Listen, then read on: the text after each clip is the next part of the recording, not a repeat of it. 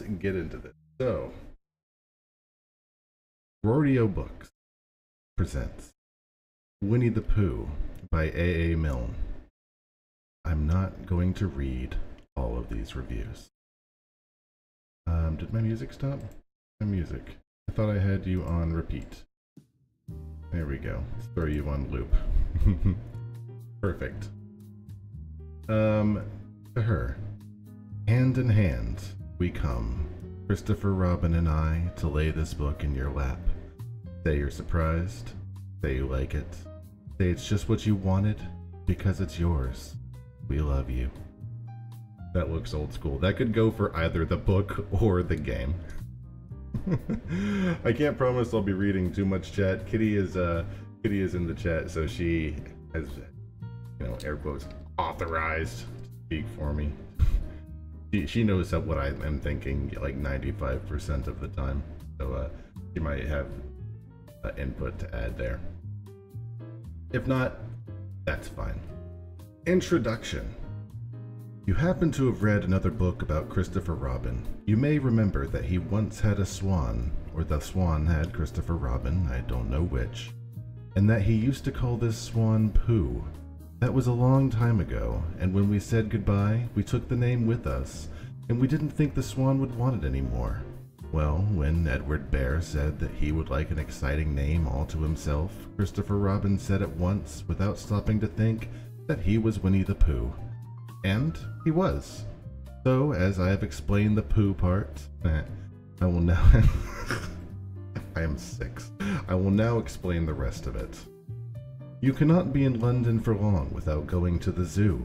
There are some people who begin the zoo at the beginning, called Way In, and walk as quickly as they can past every cage until they get to the one called Way Out. But the nicest people go straight to the animal they love the most.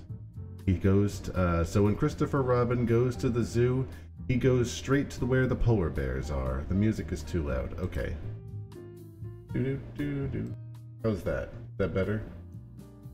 Good, just need to fix the... Oop. Come on. There we go. Is that better? Now I can actually see the text too.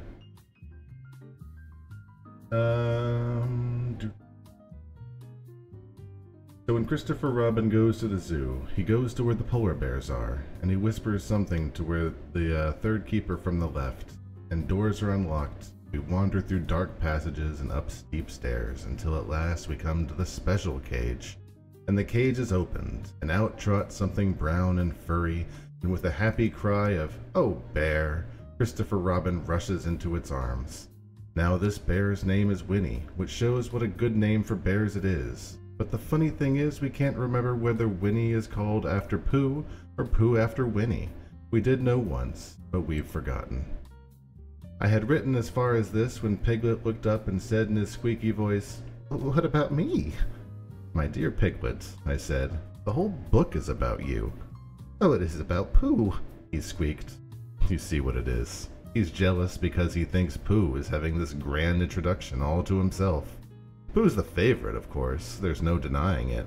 But Pooh comes in for a good many things which Pooh misses. Piglet comes in. Because you can't take Pooh to school without everyone knowing it, but Piglet is so small that he slips into a pocket, where it is very comforting to feel him when you are not quite sure whether twice 7 is 12 or 22. Sometimes he slips out and has a good look in the ink pot, and in this way he has got more education than Pooh. But Pooh doesn't mind. Some have brains and some haven't, he says, and there it is. And now all the others are saying, "What about us?" So perhaps the best thing to do is to stop writing introductions and to get on with the book. A. Miller. Contents, all these terrible... Let's see how many chapters there are. There's 10 books. Or 10 chapters, excuse me. Chapter 1. Oh, here's a map, but we saw this in Kingdom Hearts, so I think we can skip past this. Winnie the Pooh. Chapter 1, in which we are introduced to Winnie the Pooh and some bees, and the stories begin. Here is Edward Bear, coming downstairs now, bump, bump, bump on the back of his head behind Christopher Robin. It is, as far as he knows, the only way of coming downstairs. But sometimes he feels that there really is another way, if only he could stop bumping for a moment and think of it. And then he feels that perhaps there isn't. Anyhow, here he is at the bottom, and ready to be introduced to you, Winnie the Pooh. When I first heard his name, I said, just as you are going to say, but I thought he was a boy. So did I, said Christopher Robin. Then you can't call him Winnie. I don't. But you said, it's Winnie or their Pooh. Don't you know what there means? Ah, yes, now I do, I said quickly. And I hope you do too, because it is all the explanation you're going to get. Sometimes Winnie the Pooh likes a game of some sort when he comes downstairs, and sometimes he likes to sit quietly in front of the fire and listen to a story. This evening... What about a story? Said Christopher Robin. What about a story? I said. Could you very sweetly tell Winnie the Pooh one? I suppose I could, I said. What sort of stories does he like? About himself, because he's that sort of bear. Oh, I see. So, could you very sweetly? I'll try, I said. So I tried. Once upon a time, a very long time ago, about last Friday, Winnie the Pooh lived in a forest all by himself under the name of Sanders. Have a good night, Micah. What does under the name mean? Asked Christopher Robin. Means he had the name over the door in gold letters and lived under it. Winnie the Pooh wasn't quite sure, said Christopher Robin. Now I am, said a growly voice. Wait, was that Christopher Robin? No, that was Winnie the Pooh, sorry. No, I am, said the growly voice. And I will go on, said I.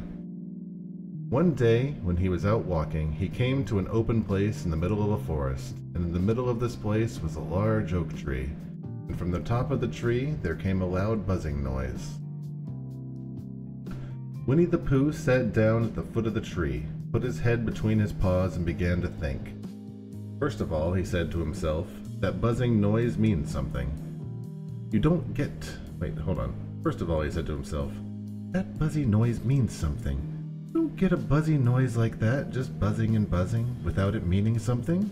If there's a buzzing noise, somebody's making a buzzing noise. And the only reason I know for making a buzzing noise is because you're a bee.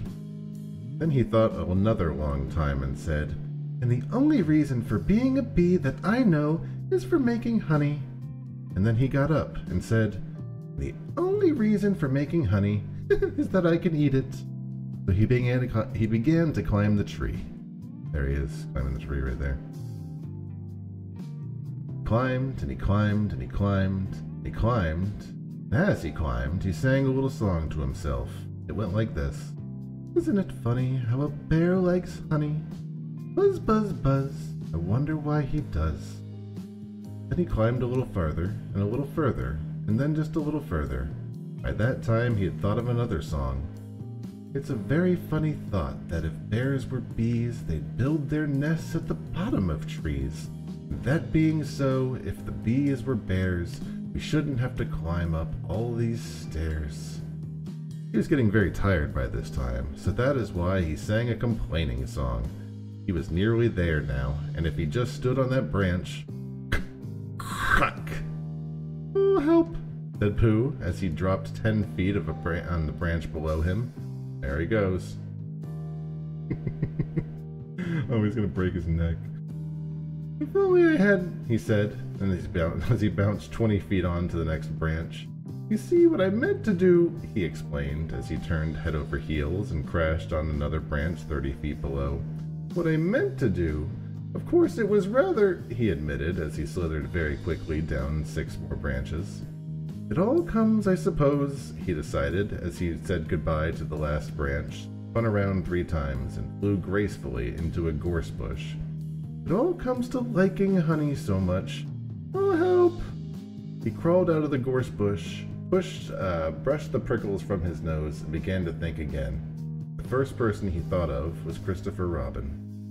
Oh, God. Is that me? Said Christopher Robin in an odd voice, hardly daring to believe it. It was you. Christopher Robin said nothing, but his eyes got larger and larger, and his face got pinker and pinker. So Winnie the Pooh went round to his friend Christopher Robin, who lived behind a green door in another part of the forest. Who's this talking? Winnie the Pooh's talking. "Good morning, Christopher Robin," he said. "Good morning, Winnie there Pooh," said you.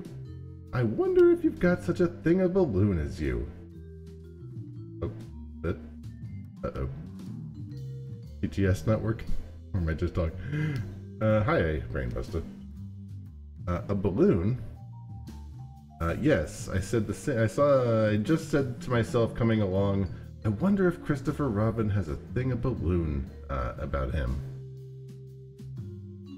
I just said to myself, thinking of balloons and wondering. I probably should have TTS off. I appreciate that. "What do you want a balloon for?" you said. Winnie the Pooh looked round to see that nobody was listening, put a paw to his mouth, and said in a deep whisper, "Honey." "But you don't get honey with balloons." "I do," said Pooh. "Well, it just so happened that you'd been to a party the day before at the house of your friend Piglet, and you had balloons at the party.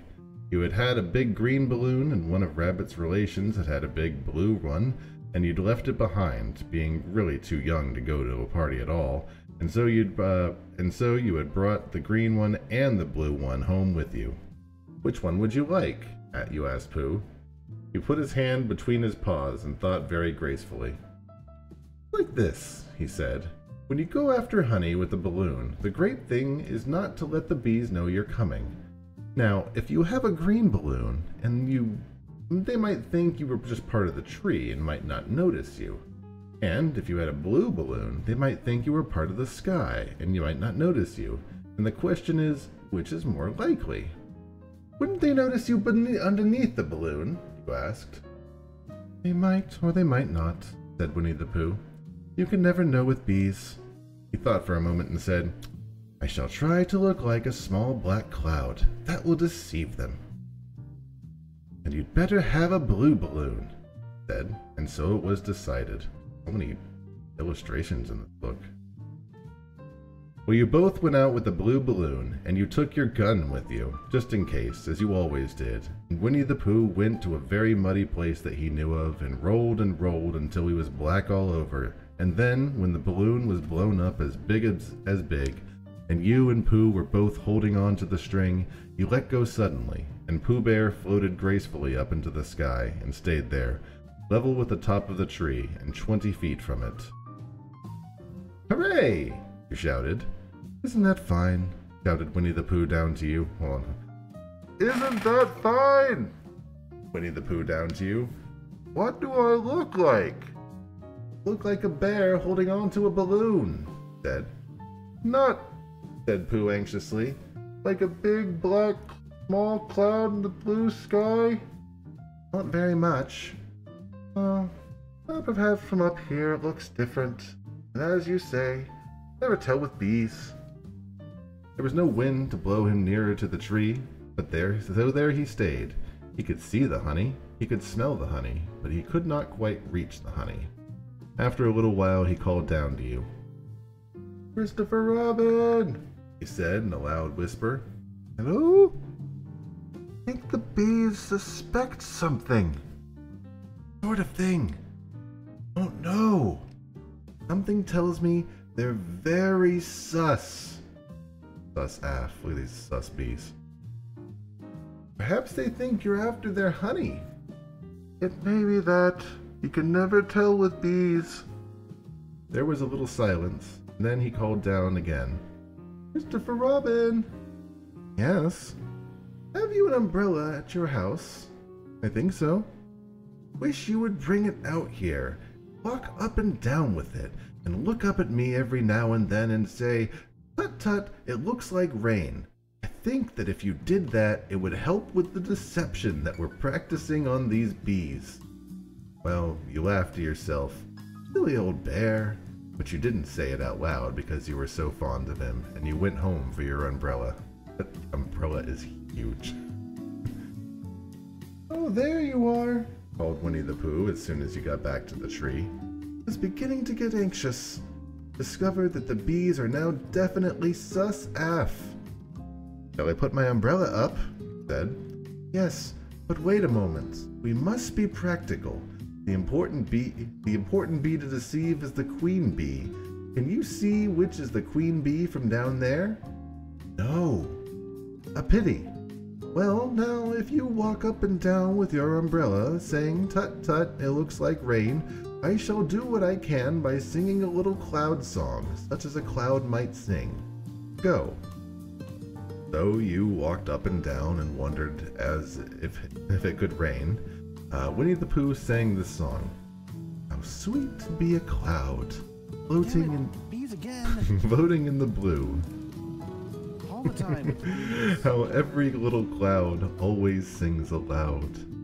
How sweet to be a cloud floating in the blue. It makes him very proud to be a little cloud.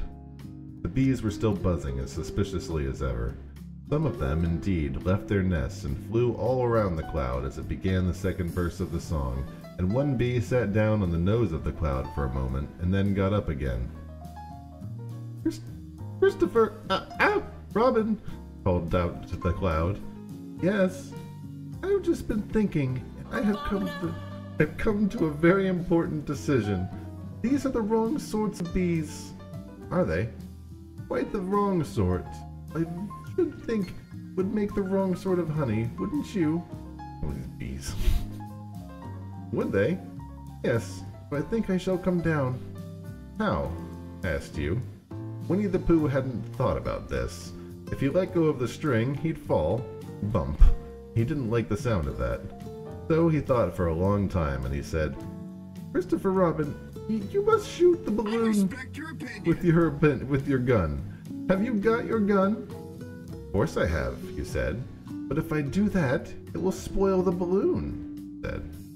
If you don't, said Pooh, I shall have to let go, and that would spoil me. When he put it like this, you saw how it was, and you aimed very carefully at the balloon and fired. Oh, said Pooh. Did I miss? You asked. Didn't exactly miss, said Pooh, but you missed the balloon. So sorry, you said, and you fired again, and this time you hit the balloon, and the air came out slowly, and Winnie the Pooh floated down to the ground. But his arms were so stiff from holding on to the string of the balloon all that time that they stayed straight up in the air for more than a week, and whenever a fly came and settled on his nose, he had to blow it off. I am not sure. Friendship is a big deal. That is why he had to be called Pooh. I'm not sure what the correlation of why he had to be called Pooh. Is that the end of the story? Asked Christopher Robin. That's about the end of that one. There are others. About Pooh and me, and Piglet, and Rabbit, and all of you. Don't you remember? I do remember. And then when I try to remember, I forget. And so many babies. That day when Pooh and Piglet tried to catch the heffalump, they didn't catch it, did they? No. Pooh couldn't. This lesbian bar doesn't have a fire exit! Because this lesbian bar doesn't have a fire exit. Did I catch it? Well, that comes into the story. Christopher Robin nodded. I do remember, he said, only Pooh doesn't very well. So that's why he likes having it told to him again, because then it's a real story, and not just a remembering. Just how I feel, I said. Christopher Robin gave a deep sigh, picked his bear up by the leg, and walked off to the door, trailing Pooh behind him. At the door he turned and said, Coming to see me have my bath? I might, I said. I didn't hurt him when I shot him, did I? Not a bit. He nodded and went out, and in a moment I heard Winnie the Pooh, bump, bump, bump, going up the stairs behind him. We got a full tank of dicks. Not sure why that one didn't work. Maybe it's tank? In Chapter 2, in which Pooh goes visiting and gets into a tight place.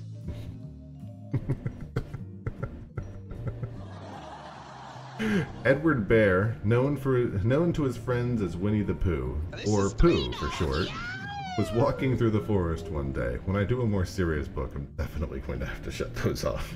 But it's Winnie the Pooh, so fine. Humming proudly to himself. He had made up a little hum that very morning as he was doing his stoutness exercises in front of the glass. Tra-la-la, tra-la-la, as he stretched up as high as he can go, and then tra-la-la, tra-la-la, help, as he tried to touch his toes. After breakfast, he said it over and over to himself until he had learned it by heart. Now he was humming it right through, properly. It went like this. Tra-la-la, tra-la-la, tra-la-la, tra-la-la, rum-tiddle-dum-tum, tiddle-dum, okay, you get it. Well, as he was humming this hum to himself and walking along gaily, wondering what everybody else was doing and what it felt like Lay off the Asians, Lou. being somebody else, when suddenly he came to a sandy bank, and in the bank was a large hole. Aha, said Pooh, rum-tiddle-tum-tum-mum-tum. If I know anything about anything, that hole means rabbit, he said. And rabbit... oh, this is Pooh. If I know anything about anything, that hole means rabbit, he said. And rabbit means company, he said. And company means food, and listening to me humming and such like rum-tum-tum-tiddly-tum. So he bent down, put his head into the hole and called out, "Is anybody at home?" There was a sudden scuffling noise from inside the hole, and then silence. "What I said was, is anyone at home?" said Pooh very loudly. "No," said a voice, and then added, "You didn't shout so loud. I heard you very well the first time." "Father," said Pooh, "is there nobody there at all? Anybody there at all?" "Nobody." Winnie the Pooh took his head out of the hole and thought for a little, and he said to himself, "There must be someone out there. If somebody said there was, because somebody must have said nobody." So he put his head back into the hole and said, "Hello, Rabbit, is that you?" "No," said Rabbit, in a different sort of voice this time. "But isn't that Rabbit's voice?" "I don't think so," said Rabbit. "It isn't meant to be." "Oh," said Pooh. He took his head out of the hole and had another think. Then he put his head back and said, "Well, could you very kindly tell me where Rabbit is?" "He's gone to see his friend Pooh Bear, who is a very great friend of his." "But this is me," said Bear, very much surprised. What sort of me?" "Pooh Bear." "Are you sure?" said Rabbit, still more surprised. Quite sure," said Pooh. "Oh. Well then, come in." So Pooh pushed and pushed and pushed his way through the hole and at last got in. "You are quite right," said Rabbit, looking him all over. "It is you. Glad to see you. Who did you think it was?" "Well, I wasn't sure. You know how it is in the forest. One can't have anybody in anybody's house. One has to be careful. What about a mouthful of something?" Pooh always liked a little something at 11 o'clock in the morning, and was very glad to see Rabbit getting out plates and mugs. And when Rabbit said, "Honey or condensed milk with your bread," he was so excited that he said, "Both." And then, as not to seem greedy, he added, "But don't bother about the bread, please." And for a long time after that he said nothing, till at last, humming to himself in a very sticky voice, he got up, as hard as Nagati steel, shook Rabbit lovingly by the paw, and said that he must be going. "Oh, must you?" said Rabbit politely. "No," said Pooh, "I could stay longer if you—" and he tried very hard to look at the direction of the ladder. "As a matter of fact," said Rabbit, "I was going out myself directly." "Oh, well then, I will be going on. Goodbye." "Well, goodbye, if you're sure you won't have any more." "Is there any more?" asked Pooh quickly. Rabbit took the covers off the dishes and said, "No, there wasn't." "I thought not," said Pooh, nodding to himself. "Well, goodbye. I must be going." But so he started to climb out the hole. He pulled with his front paws and pushed with his back paws, and in a little while his nose was out the front again, and then his ears, and then his front paws, and then his shoulders, and then... "Hey, Andy, sweetie!" "Oh, help!" said Pooh. "I better go back." "Oh, bother," said Pooh. "I shall have to go on." "I can't do either," said Pooh. "Oh, help and bother." Now by this time, Rabbit wanted to go for a walk too, and finding his front door full, he went out the back door and went round to Pooh, and looked at him. "Hello, are you stuck?" he asked. "No," said Pooh carelessly. "Just resting and thinking and humming to myself. Here, give us a paw." Pooh Bear stretched out a paw, and Rabbit pulled and pulled and pulled. "Oh!" cried Pooh. "You're hurting." "The fact is," said Rabbit, "you're stuck." "It all comes," said Pooh crossly, "of not having front doors big enough." "It all comes," said Rabbit sternly, "of eating too much. I thought at the time," said Rabbit, "only I didn't like to say anything," said Rabbit. "That one of us was eating too much," said Rabbit, "and I knew it wasn't me," said Rabbit. "Well, well, I shall have to go fetch Christopher Robin." Christopher Robin lived at the other side of the forest, and when he came back with Rabbit and saw the front half of Pooh, he said, Told you not to drink. in such a loving voice that everybody felt quite helpful again. I was just beginning to think, said Bear, sniffing slightly, that Rabbit might never be able to use his front door again, and I should hate that, he said. So should I, said Rabbit. Use his front door again, said Christopher Robin. Of course he'll use his front door again. Good, said Rabbit. If we can't pull you out, Pooh, we might push you back. Rabbit scratched his whiskers thoughtfully and pointed out that when once Pooh was pushed back, he was back, and of course nobody was more glad to see Pooh than he was. Still there it was. Some lived in trees and some lived underground, and... You mean I'd never get out? Said Pooh. I mean, said Rabbit, that having got so far, it seems a pity to waste it. Gross. Christopher Robin nodded. There's only one thing to be done, he said. We shall have to wait for you to get thin again. How long does getting thin take? Asked Pooh anxiously. About a week, I think. But I can't stay here a week. You can stay here all right, silly old bear. It's getting you out which is so difficult. We'll read to you. Rabbit's so nice in this version, said Rabbit cheerfully. And I hope it won't snow, he added. And I say, old fellow, you're taking up a great deal of room in my house. Do you mind if I use your back legs as a towel horse? Because I mean, there they are, doing nothing, and it would be very convenient just to hang the towels on them. A week, said Pooh gloomily. What about meals? I'm afraid no meals, said Christopher Robin, because of getting thin quicker, but we will read to you. Bear began to sigh, and then found he couldn't, Stuff coming through. because he was stuck so tight. And a tear rolled down his eye, and he said, And would you read a sustaining book, as it was help and comfort a wedged bear in great tightness? This book just says jam. That's a jammin' book. So for a week Christopher Robin read that sort of book at the north end of Pooh, and Rabbit hung his washing on the south end, and in between, Bear felt himself getting slenderer and slenderer. Who are you talking to? And at the end of the week, Christopher Robin said, Now! So he took hold of Pooh's front paws, and Rabbit took hold of Christopher Robin, and all Rabbit's friends and relations took hold of Rabbit, and they all pulled together. And for a long time, Pooh only said, Ooh! And then, Oh! And then, all of a sudden, he said, Pop!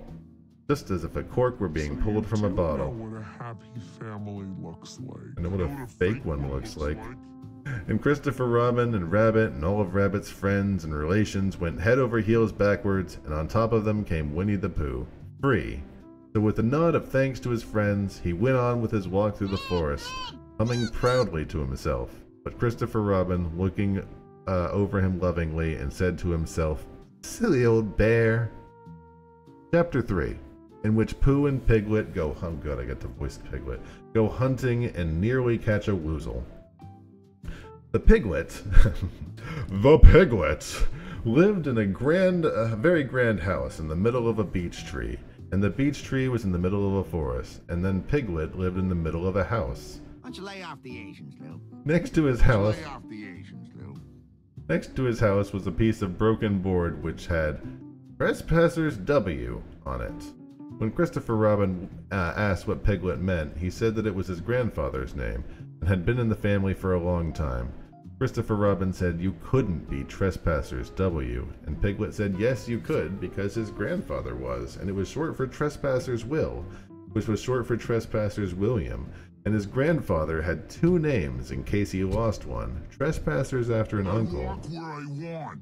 What's it to you, butt nut? And William after Trespassers. Here it is, Trespassers right here. I've got two names, said Christopher Robin carelessly. Well, there you are. That proves it, said Piglet. One fine winter's day, when Piglet was brushing away the snow in front of the house, he happened to look up, and there was Winnie the Pooh. Pooh was walking round and round in a circle, thinking of something else, and when Piglet called to him, he just went on walking. Hello, said Piglet. What are you doing? Hunting, said Pooh. Hunting what? Tracking something, said Winnie the Pooh very mysteriously. Tracking what? Said Piglet, coming closer. That's just what I ask myself. I ask myself, what? What do you think you'll answer? I have to wait until I catch up with it, said Winnie the Pooh. Now look here. He pointed to the ground in front of him. What do you see here? He asked. There's nothing in front of him. Who are you talking to? Who are you talking to? Tracks, said Piglet. Paw marks. He gave a little squeak of excitement. Oh, Pooh, do you think it's a woozle? It may be, said Pooh. Sometime it is, and sometime it isn't. You can never tell with paw marks. With these few works, he went on tracking, and Piglet, after watching him for a moment or two, ran after him. Winnie the Pooh had come to a sudden stop, and he was bending over the tracks in a puzzled sort of way. What's the matter? Asked Piglet. It's a very funny thing, said Bear, but there seem to be two animals now. This whatever it was has been joined by another whatever it was, and the two of them are now proceeding in company. Would you mind coming with me, Piglet, in case they turn out to be hostile animals? Piglet scratched his ear in a nice sort of way, and said that he had nothing to do until Friday, and would be delighted— what does Piglet have to do on Friday? And would be delighted to come, in case it really was a woozle. You mean in case it really is two woozles, said Winnie the Pooh. And Piglet said anyhow that he had nothing to do until Friday, so they went off together. Hey look, it's that picture that's on Facebook. There was a small spinney of larch trees just there, and it seemed as if the two woozles, if that's what they were, had been going round this spinney, so round this spinney went Pooh and Piglet after them, Piglet passing the time by telling Pooh what his— I think I just needed to hear it. Thank you, Peters, baby. Piglet passing the time by telling Pooh what his grandfather's Trespasser W had done to remove stiffness after tracking, and how his grandfather Trespassers W had suffered in the later years from shortness of breath, and after matters of interest, and other matters of interest, and Pooh wondering what a grandfather was like, and perhaps if this was two grandfathers they were after now, and if so, whether he would be allowed to take one home and keep it, and what Christopher Robin would say, and still the tracks went on in front of them. Suddenly, Winnie the Pooh stopped, and pointed excitedly in front of him. Look! What? Said Piglet with a jump, and then, to show that he hadn't been frightened, he jumped up and down once or twice more in an exercising sort of way.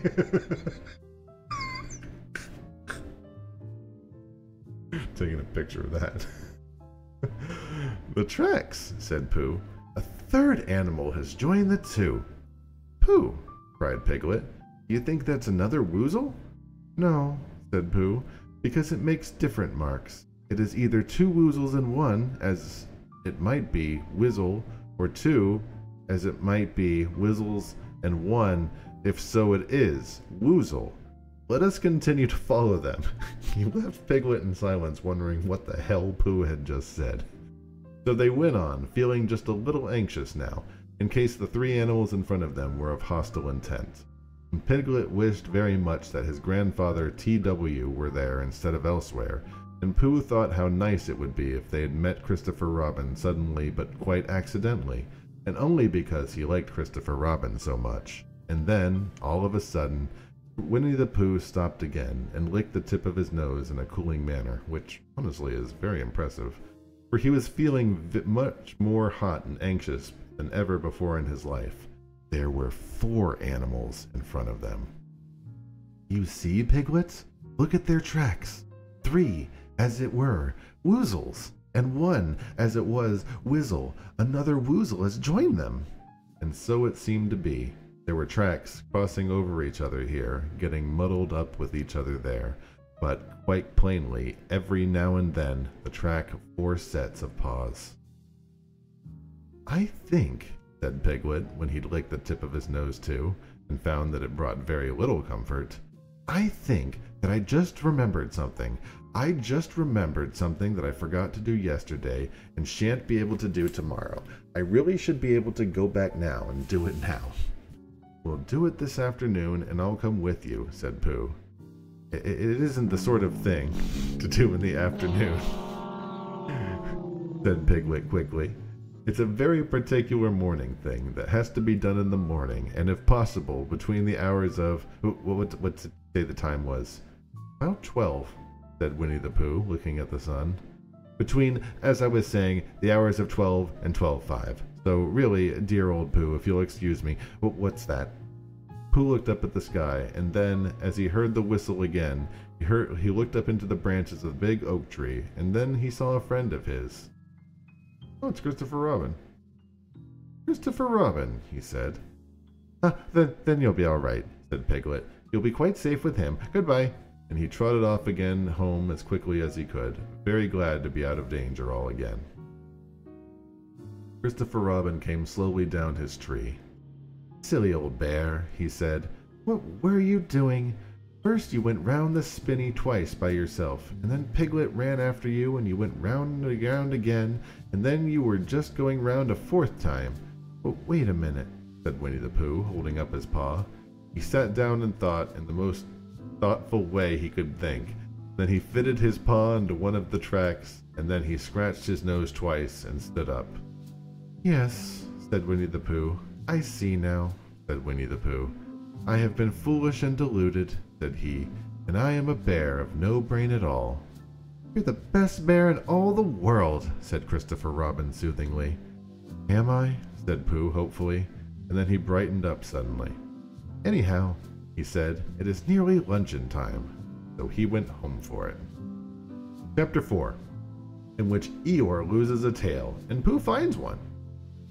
The old gray donkey, Eeyore, stood by himself in a thistly corner of the forest, his front feet well apart, his head on one side, and thought about things. Sometimes he thought sadly to himself, "Why?" And sometimes he thought, "Wherefore?" And sometimes he thought, "In as much as which?" Sometimes he didn't quite know what he was thinking about. So when Winnie the Pooh came stumping along, Eeyore was very glad to stop thinking for a while, in order to say, "How do you do?" in a gloomy manner to him. "How are you?" said Winnie the Pooh. Eeyore shook his head from side to side. "Not very how," he said.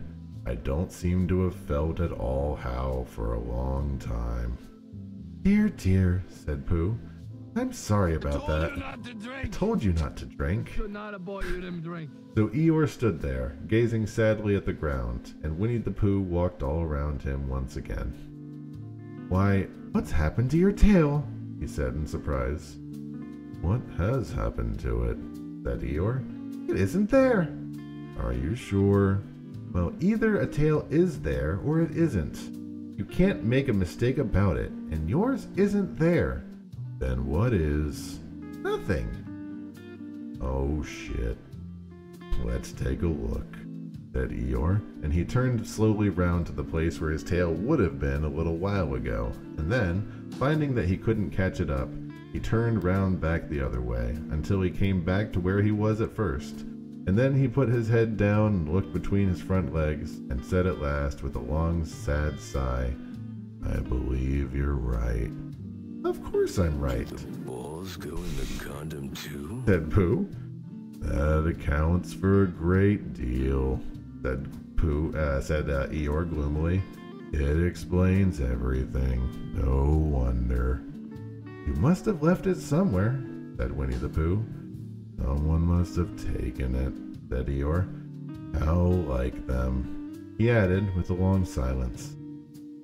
Pooh felt that he ought to say something quite helpful about it, but didn't quite know what, so he decided to do something helpful instead.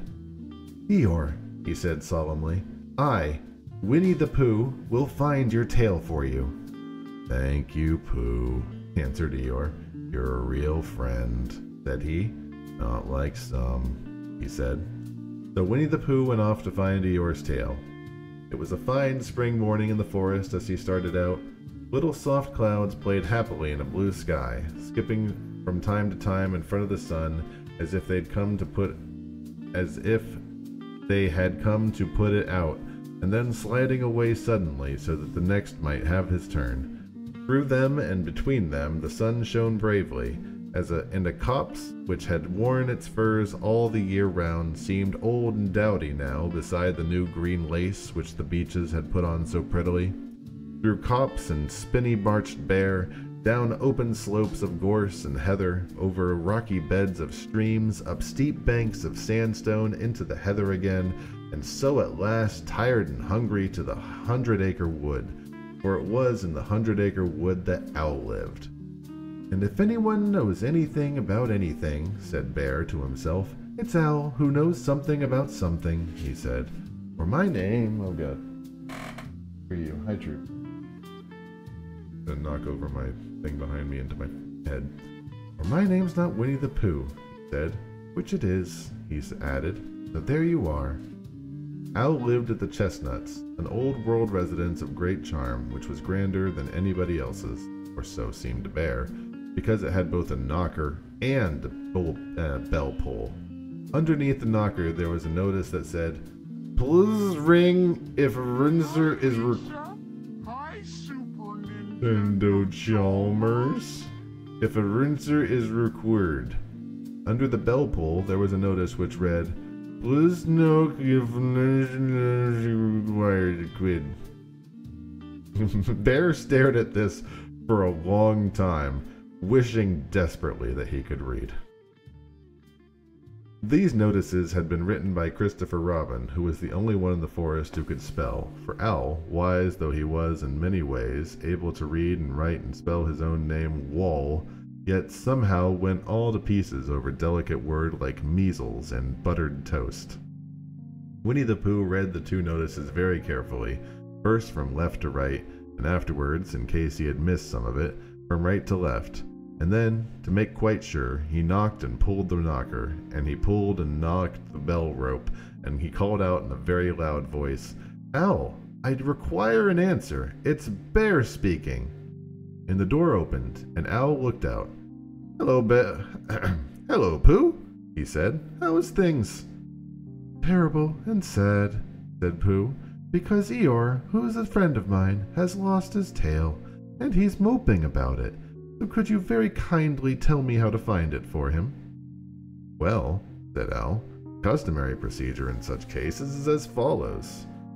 What does a crustamony procedure cake mean? Said Pooh, for I'm a bear of very little brain, and long words bother me. It means the thing to do. As long as it means that, I don't mind, said Pooh humbly. The first thing to do is as follows. First, issue a reward, and then... Just a moment, said Pooh, holding up his paw. What do we do to this? What were you saying? You sneezed just as you were going to tell me. I didn't sneeze. Yes, you did, Owl. Excuse me, Pooh, I didn't. You can't sneeze without knowing it. Well, you can't know it without something having been sneezed. What I said was, first issue a reward. You're doing it again, said Pooh sadly. A reward, said Owl very loudly. We write a notice to say that we will give a large something to anybody who finds Eeyore's tail. Bad this Owl looks. I see, said Pooh, nodding his head. Talking about large somethings, he said dreamily, pulling down his pants. I generally have small something about now, about this time of morning, and he looked wistfully at the cupboard in the corner of Al's parlor. Just a mouthful of condensed milk or whatnot, with perhaps a lick of honey. Well then, said Al, we write out this notice and we put it all over the forest. A lick of honey, murmured Bear to himself, or not, as the case might be. And he gave a deep sigh and tried very hard to listen to what Al was saying.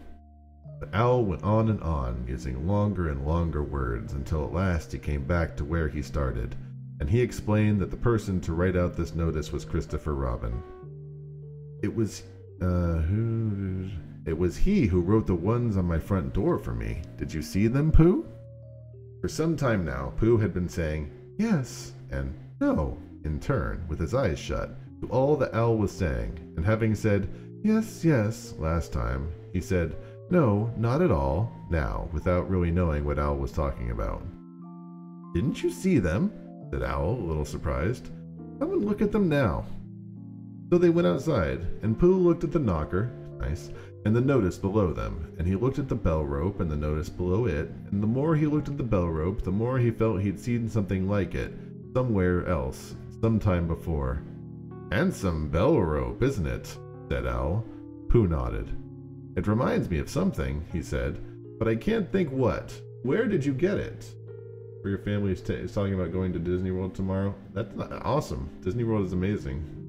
Do they need, like, tickets? I just came across it in the forest. Talk to Kitty. She can help with that. Help with information about that.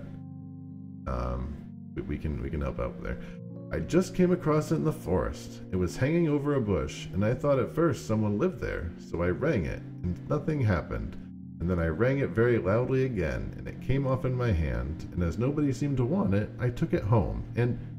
Al, said Pooh solemnly, you made a mistake. Somebody did want it. Who? Eeyore. My dear friend Eeyore. He was very fond of it. Fond of what? Attached to it, said Pooh sadly. Oh my god, hammering. So with these words he unhooked it, and carried it back to Eeyore, and when Christopher Robin had nailed it on its right place again, Eeyore frisked about the forest, waving his tail so happily that Winnie the Pooh came all funny, and had to hurry home for a little snack of something to sustain him.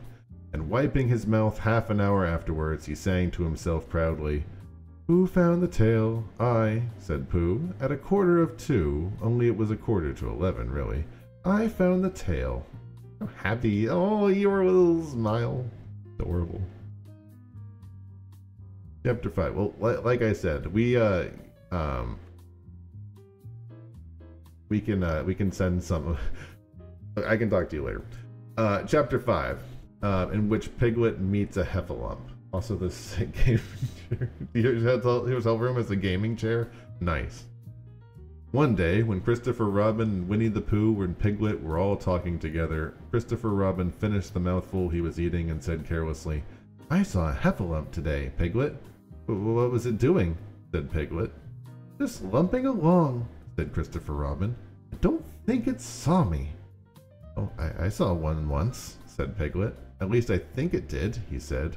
Only perhaps it wasn't. So did I, said Pooh, wondering what a heffalump was like.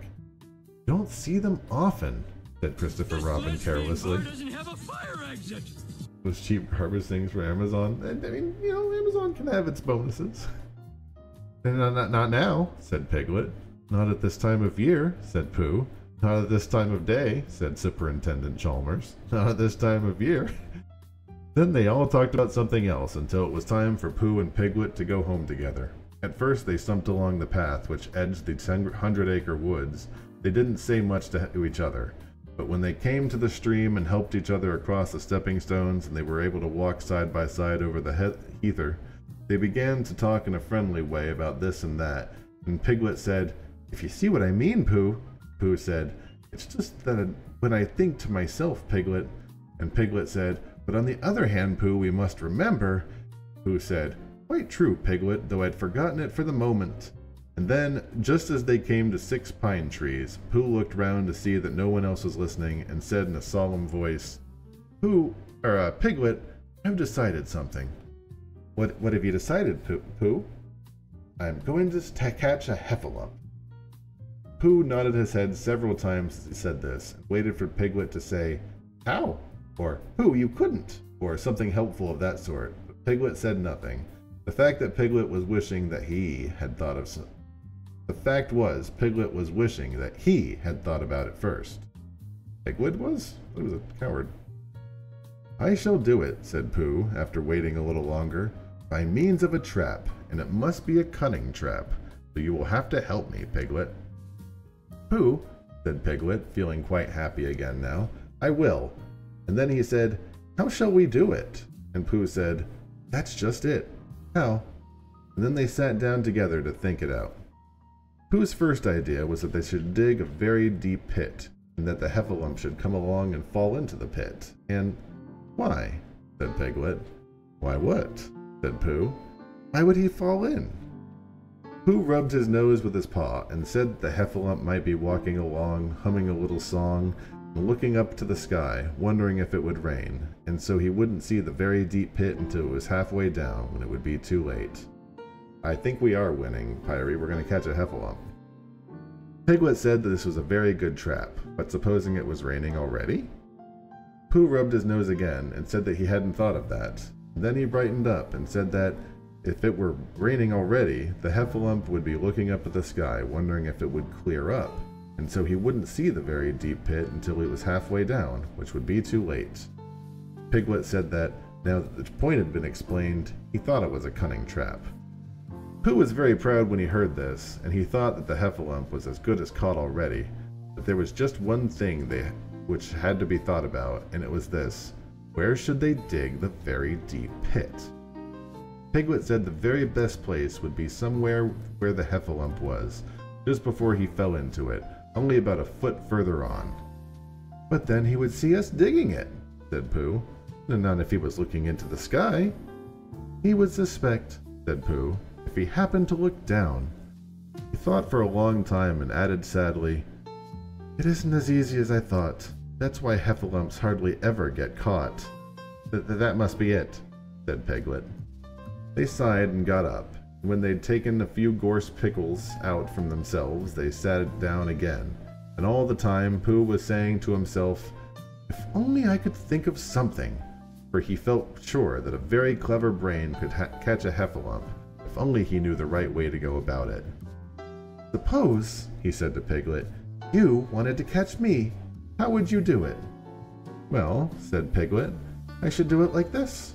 I should make a trap, and I should put a jar of honey into the trap, and you would smell it, and you would go in after it, and I would go in after it, said Pooh excitedly, only very carefully as not to hurt myself, and I would get the jar of honey, and I would lick all around the edges first of all, pretending that there wasn't any more, you know, and then I should walk away and think about it a little, and then I should come back and start licking the center of the jar, and this is getting weird, and then...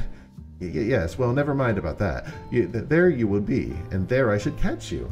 Now, the first thing to think of is, what do heffalumps like? I should think acorns, wouldn't you? We'll get a lot of... I say... I'm as hard as Nigali steel. And wake up, Pooh. Pooh, who had gone into a happy dream, woke up with a start, and said that honey was a much more trappy thing than acorns. Would not say trappy, please? Piglet didn't think so, and they were going to argue about it when Piglet remembered that if they put acorns in the trap, he would have to find the acorns, but if they put honey, then Pooh would have to give up some of his own honey, so he said, all right, honey then, just as Pooh remembered it too, and was going to say, all right, acorns. Honey, said Piglet to himself in a thoughtful way, as if it were now settled. I'll dig the pit, while you go get the honey. Very well, said Pooh as he stumped off.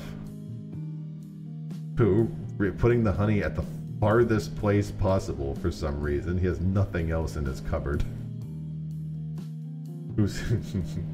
I mean, Piglet doesn't have to hang out with Pooh. They're just being buds. As soon as he got home, he went down to the larder, and he stood on a chair, and he took down a very large jar of honey from the top shelf. It had honey written on it, but just to make sure, he took the paper cover and looked at it, and it looked just like honey. But you can never tell, said Pooh. I remember my uncle saying once that he'd seen cheese just this color. So he put his tongue in and took a large lick. Yes, he said, it is, no doubt about that, and honey, I should say, right down to the bottom of the jar, unless, of course, he said, somebody put cheese in a bit further just for a joke. Perhaps I'd better go a little further, just in case heffalumps don't like cheese, same as me. And he gave a deep sigh. I was right. It is honey, right the way down. Having made certain of this, he took the jar back to Piglet, and Piglet looked up from the bottom of his very deep pit and said, Got it? And Pooh said, Yes, but it isn't quite a full jar. And he threw it down to Piglet, and Piglet said, No, it isn't. Is that all you've got left? And Pooh said, Yes, because it was. So Piglet put the jar at the bottom of the pit, and he climbed out, and then they went home together.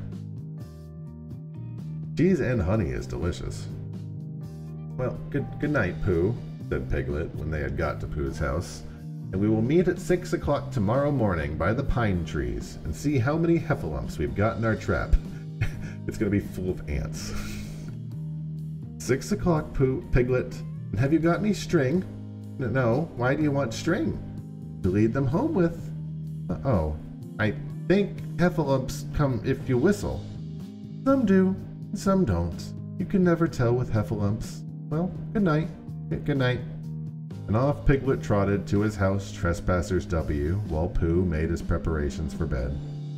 Some hours later, just as the night was beginning to steal away, Pooh woke suddenly with a sinking feeling. He had that sinking feeling before, and he knew what it meant. He was hungry. So he went to the larder, and he stood on a chair, and he reached to the top shelf and found nothing. That's funny, he thought. I know I had a jar of honey there. A full jar of honey up to the top, and it had honey written on it. But that's where I should know it was honey. That's very funny. And he began to wander up and down, wondering where it was and murmuring a murmur to himself, like this. It's very, very funny, 'cause I know I had some honey, 'cause it had a label on saying honey. A gloptuous full-up What? A what? Hold on. Actually, I can't do that with fishing. A gloptuous full-up pot too, and I don't know where it's got to. No, I don't know where it's gone. Well, it's funny. Heffalumps are elephants with, like, wacky colors. He had murmured this to himself 3 times in a singing sort of way when he remembered. He'd put it into its cunning trap to catch the heffalump. Father, said Pooh, it all comes of trying to be kind to heffalumps. And then he got back into bed. Depends on I had a boss who hated cheese, kitty. But he couldn't sleep. The more he tried to sleep, the more he couldn't. He tried counting sheep, which was sometimes a good way of getting to sleep, and that was no good. He tried counting heffalumps, and that was worse, because every heffalump he counted was making straight for a pot of Pooh's honey, and was eating it all. For some minutes he lay there miserably, but when the 587th heffalump was licking its jaws and saying to itself, Very good honey this, I don't know if I've tasted better, Pooh could bear it no longer. He jumped out of bed, he ran out of the house, and ran straight to the 6 pine trees. Oh, these are literally just elephants. Mark was right. This is straight up just an elephant. The sun was still in bed, but there was a lightness in the sky over the 100-acre wood, which seemed to show that it was waking up and would soon be kicking off the clothes. In the half-light, the pine trees looked cold and lonely, and the very deep pit seemed deeper than it was, and Pooh's jar of honey at the bottom was something mysterious, a shape and no more. But as he got nearer to it, his tongue told him that it was indeed honey, and his tongue came out and began to polish up his mouth, ready for it. Like a horror painting. Father, said Pooh as he got his nose inside the jar, a heffalump has been eating it. Then he thought a little and said, Oh no, I forgot I did. Indeed, he'd eaten most of the jar. but there was a little left at the bottom of the jar, and he pushed his head right in and began to lick. Not trees, it was cheese. It was a different thing. By and by, Piglet woke up. As soon as he woke, he said to himself, "Oh!" And then he said bravely, "Yes!" And then, still more bravely, "Quite so." But he didn't feel very brave, for the word that was really jiggetting about in his head was heffalumps. What was a heffalump like? Was it fierce? Did it come when you whistled? And how did it come? Very personal question. Was it fond of pigs at all?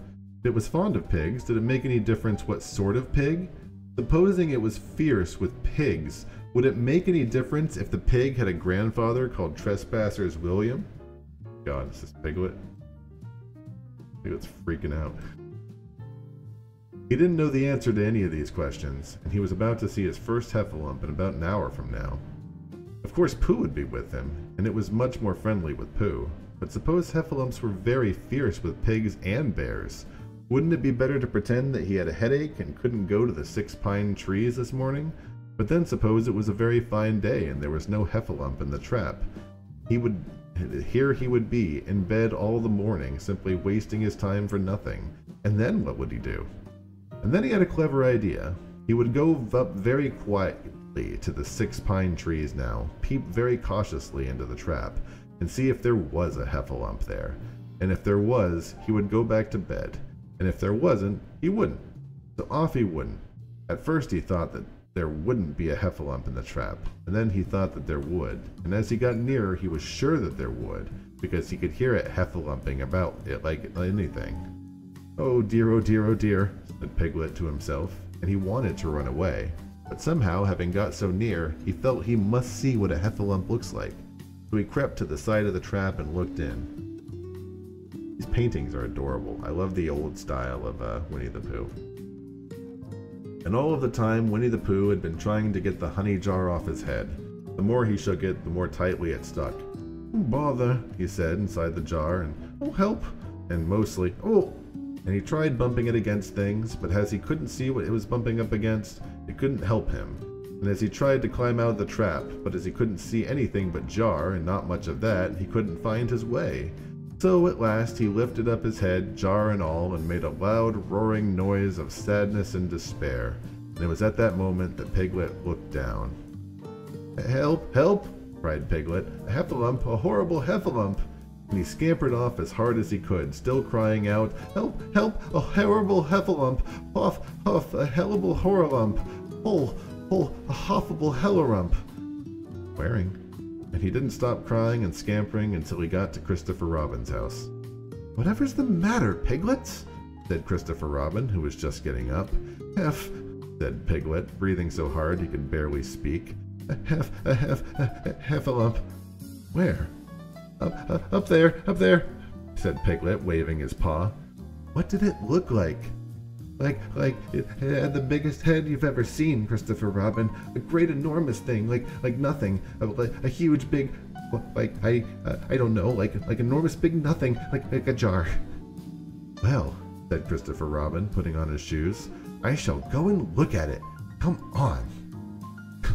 Christopher Robin curb-stomped Piglet for daring to wake him up so early. Hellerump.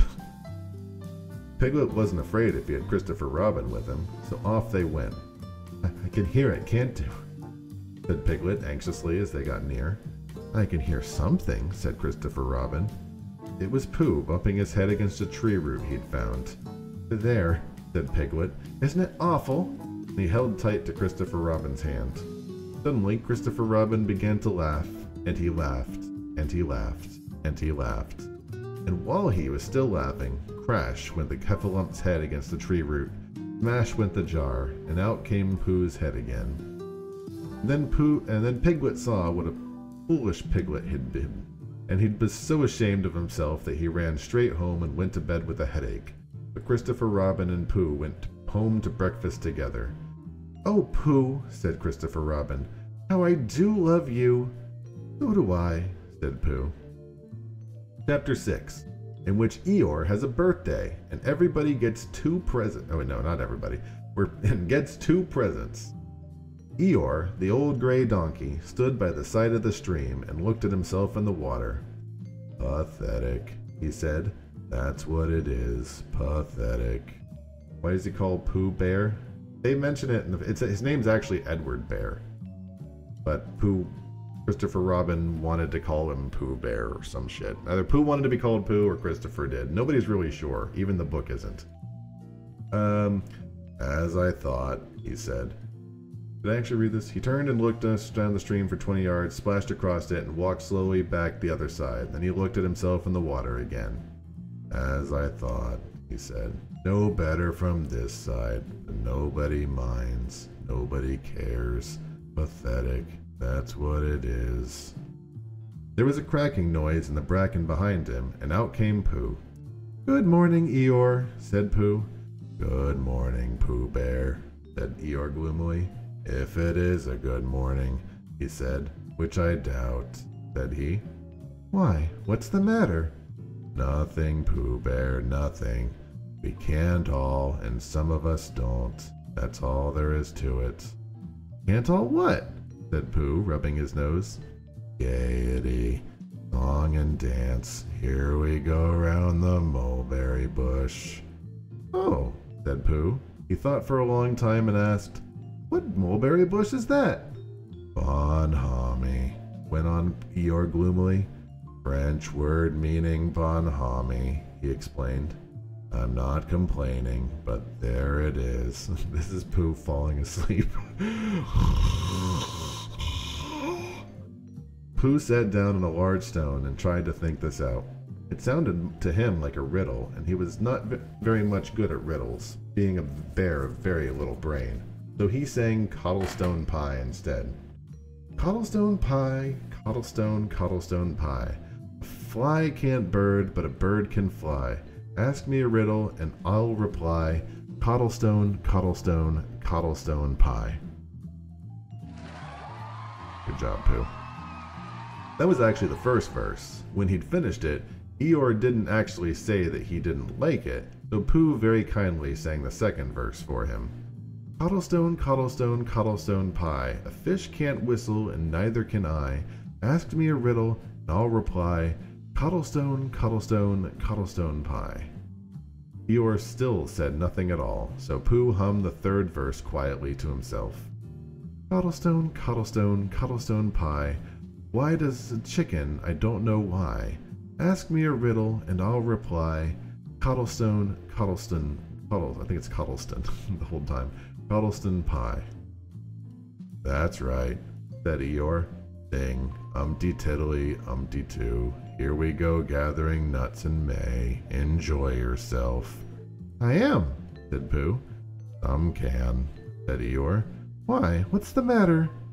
Is anything the matter? You seem so sad, Eeyore. Pretty much all the time. Sad? Why should I be sad? It's my birthday, the happiest day of the year. Your birthday? Said Pooh in great surprise. Of course it is. Can't you see? Look at all the presents I have had. He waved a foot from side to side. Look at the birthday cake, candles and pink sugar. Pooh looked, first to the right and then to the left. Presents? Said Pooh. Birthday cake? Said Pooh. Where? Can't you see them? No, said Pooh. Neither can I, said Eeyore.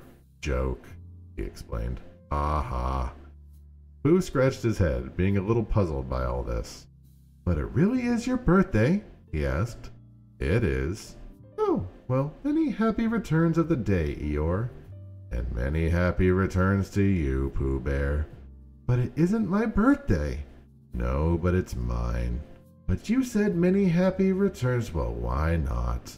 You don't always want to be miserable on my birthday, do you?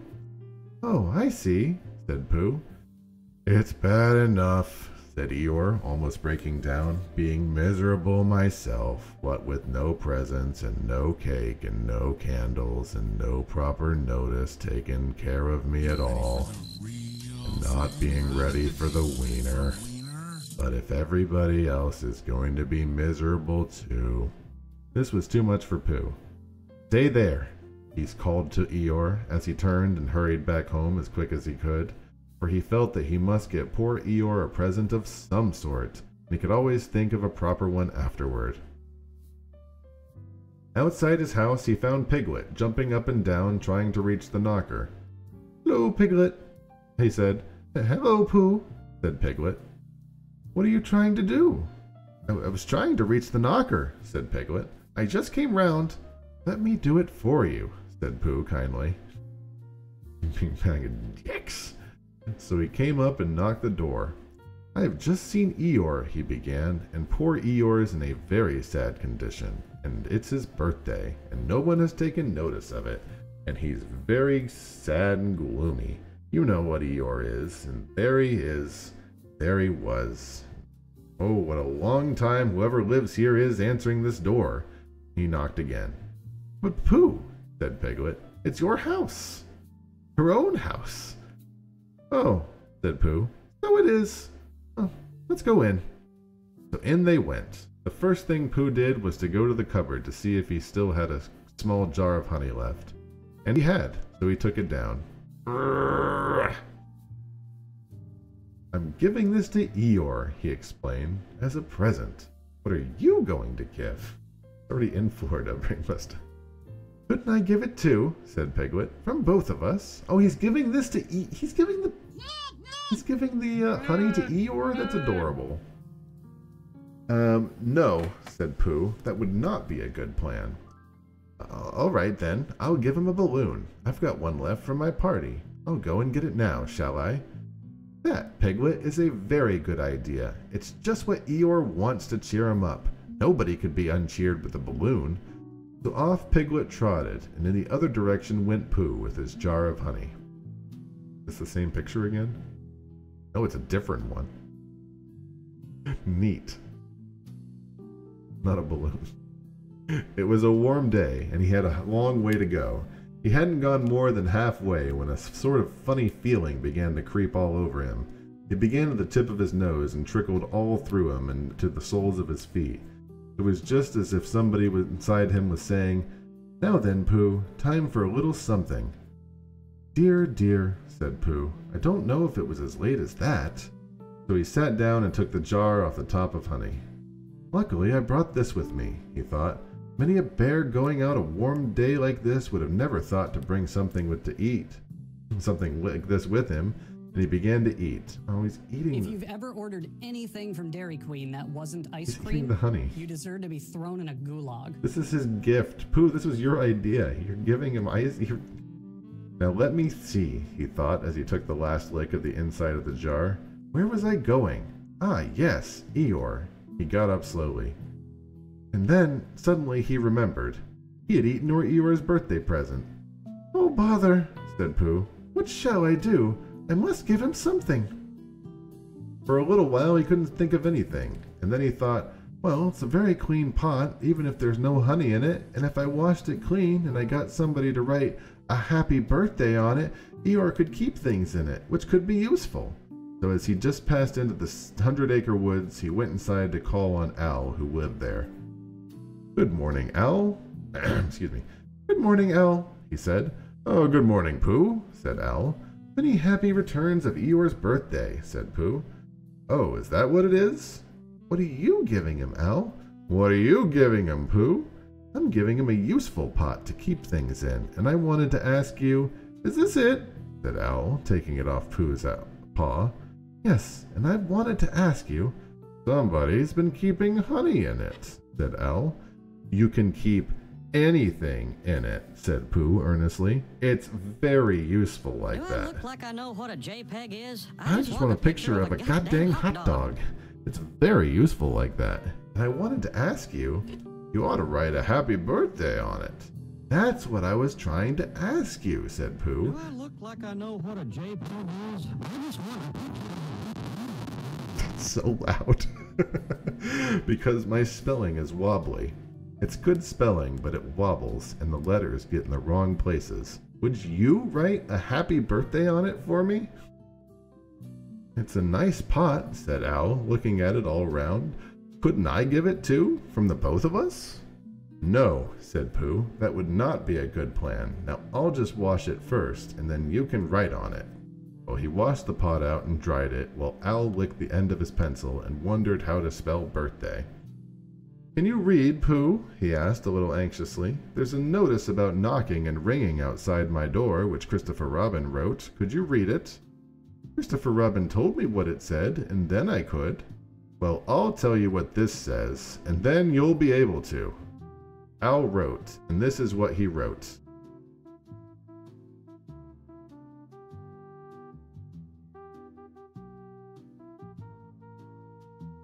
Where'd it go? Where'd my book go? Hold on.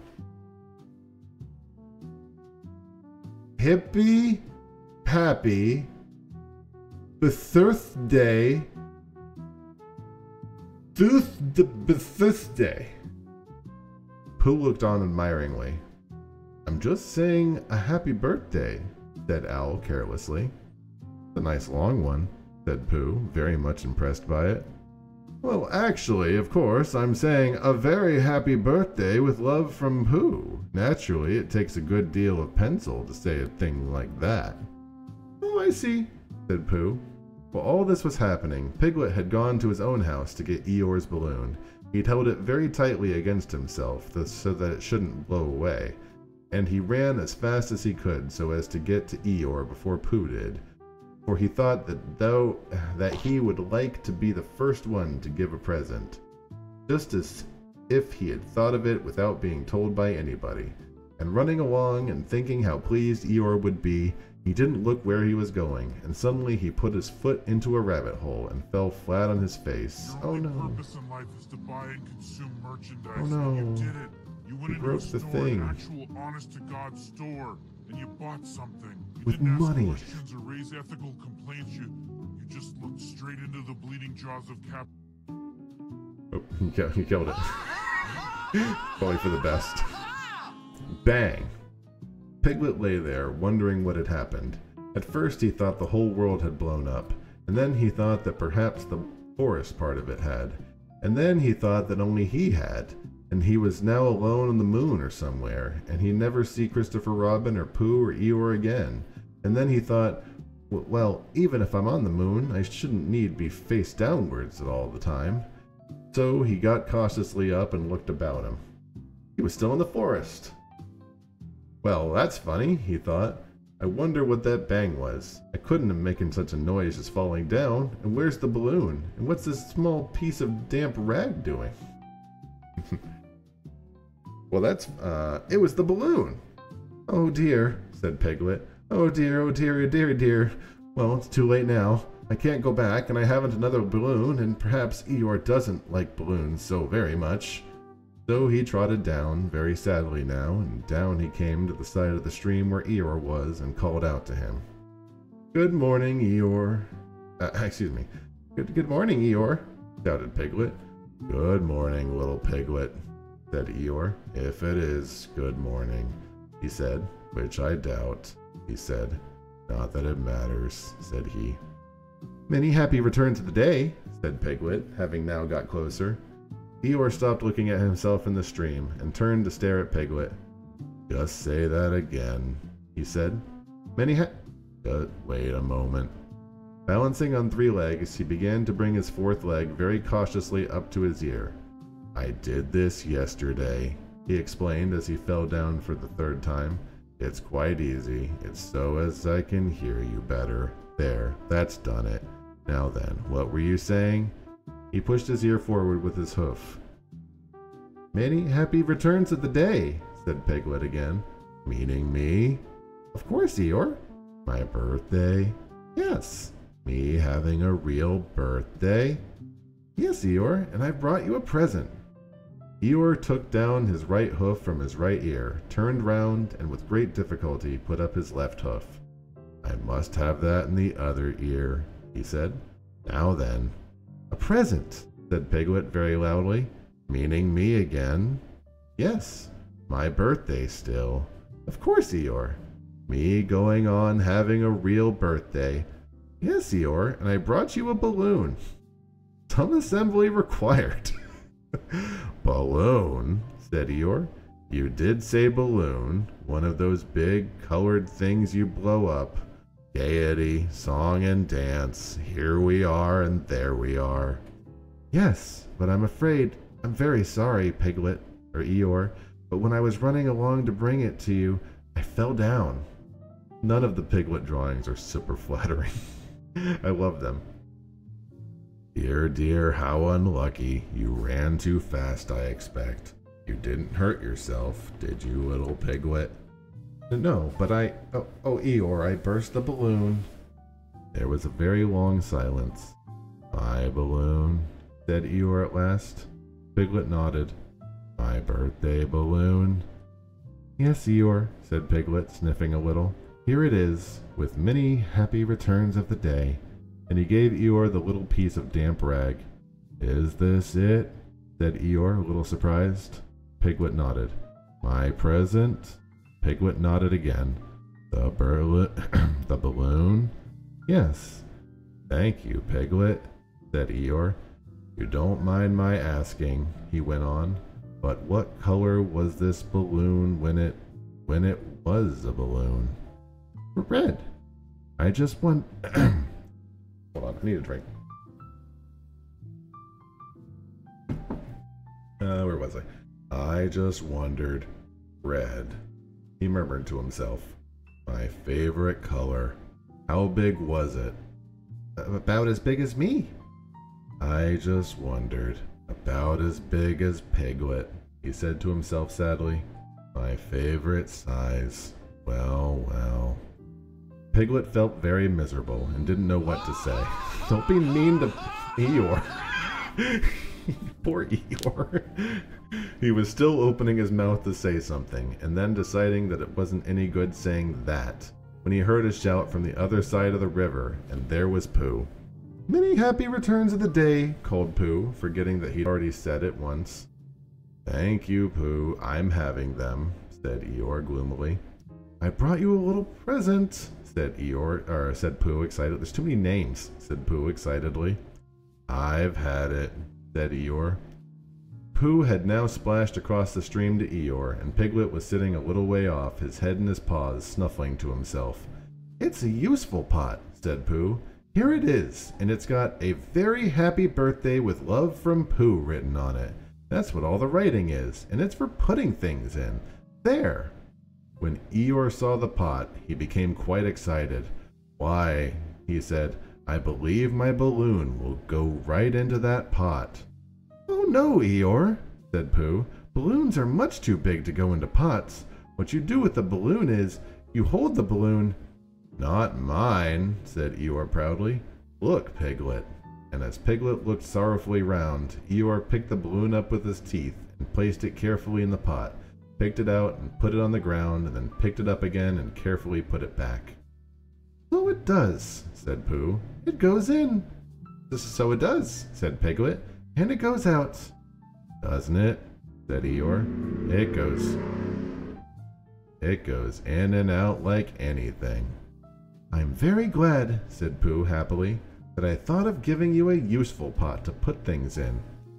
I'm very glad, said Piglet happily, that I thought of giving you something to put in a useful pot. But Eeyore wasn't listening. He was taking the balloon out and putting it back again, as happy as it could be. Could have just given him some dangling keys. And didn't I give him anything? Asked Christopher Robin sadly. Of course you did, I said. You gave him, don't you remember, a little, I gave him a box of paints to paint things with. That was it. Why didn't I give it to him in the morning? You were so busy getting his party ready for him. He had a cake with icing on top and 3 candles and his name in pink sugar and... Yes, I remember, said Christopher Robin. Chapter 7, in which Kanga and Baby Roo come to the forest and Piglet has a bath. Nobody seems to know where they came from, but there they were in the forest, Kanga and Baby Roo. When Pooh asked Christopher Robin, how did they come here? Christopher Robin said, in the usual way, if you know what I mean, Pooh. And Pooh, who didn't, said, oh. Then he nodded his head twice and said, in the usual way. Ah. Then he went to call on his friend Piglet to see what he thought about it. And at Piglet's house he found Rabbit, so they all talked about it together. "And what I don't like about this is," said Rabbit, "how are we, you, Pooh and me, Piglet and me, and suddenly, and Eeyore," said Pooh, "and Eeyore, and suddenly, and Al," said Pooh, "and Al, and all of a sudden, oh, and Eeyore," said Pooh. "I was forgetting him. And here we are," said Rabbit, very slowly and carefully, "all of us. And then, suddenly, we wake up one morning, and what do we find? We find a strange animal among us. An animal of whom we've never heard before. An animal who carries her family about him with her in her pocket. Suppose I carried my family about me with me in my pocket. How many pockets should I want?" 16, said Piglet. 17, isn't it? Said Rabbit. "One more for a handkerchief. That's 18. 18 pockets in one suit. Haven't time." There was a long and thoughtful silence, and then Pooh, who'd been frowning very hard for some minutes, said,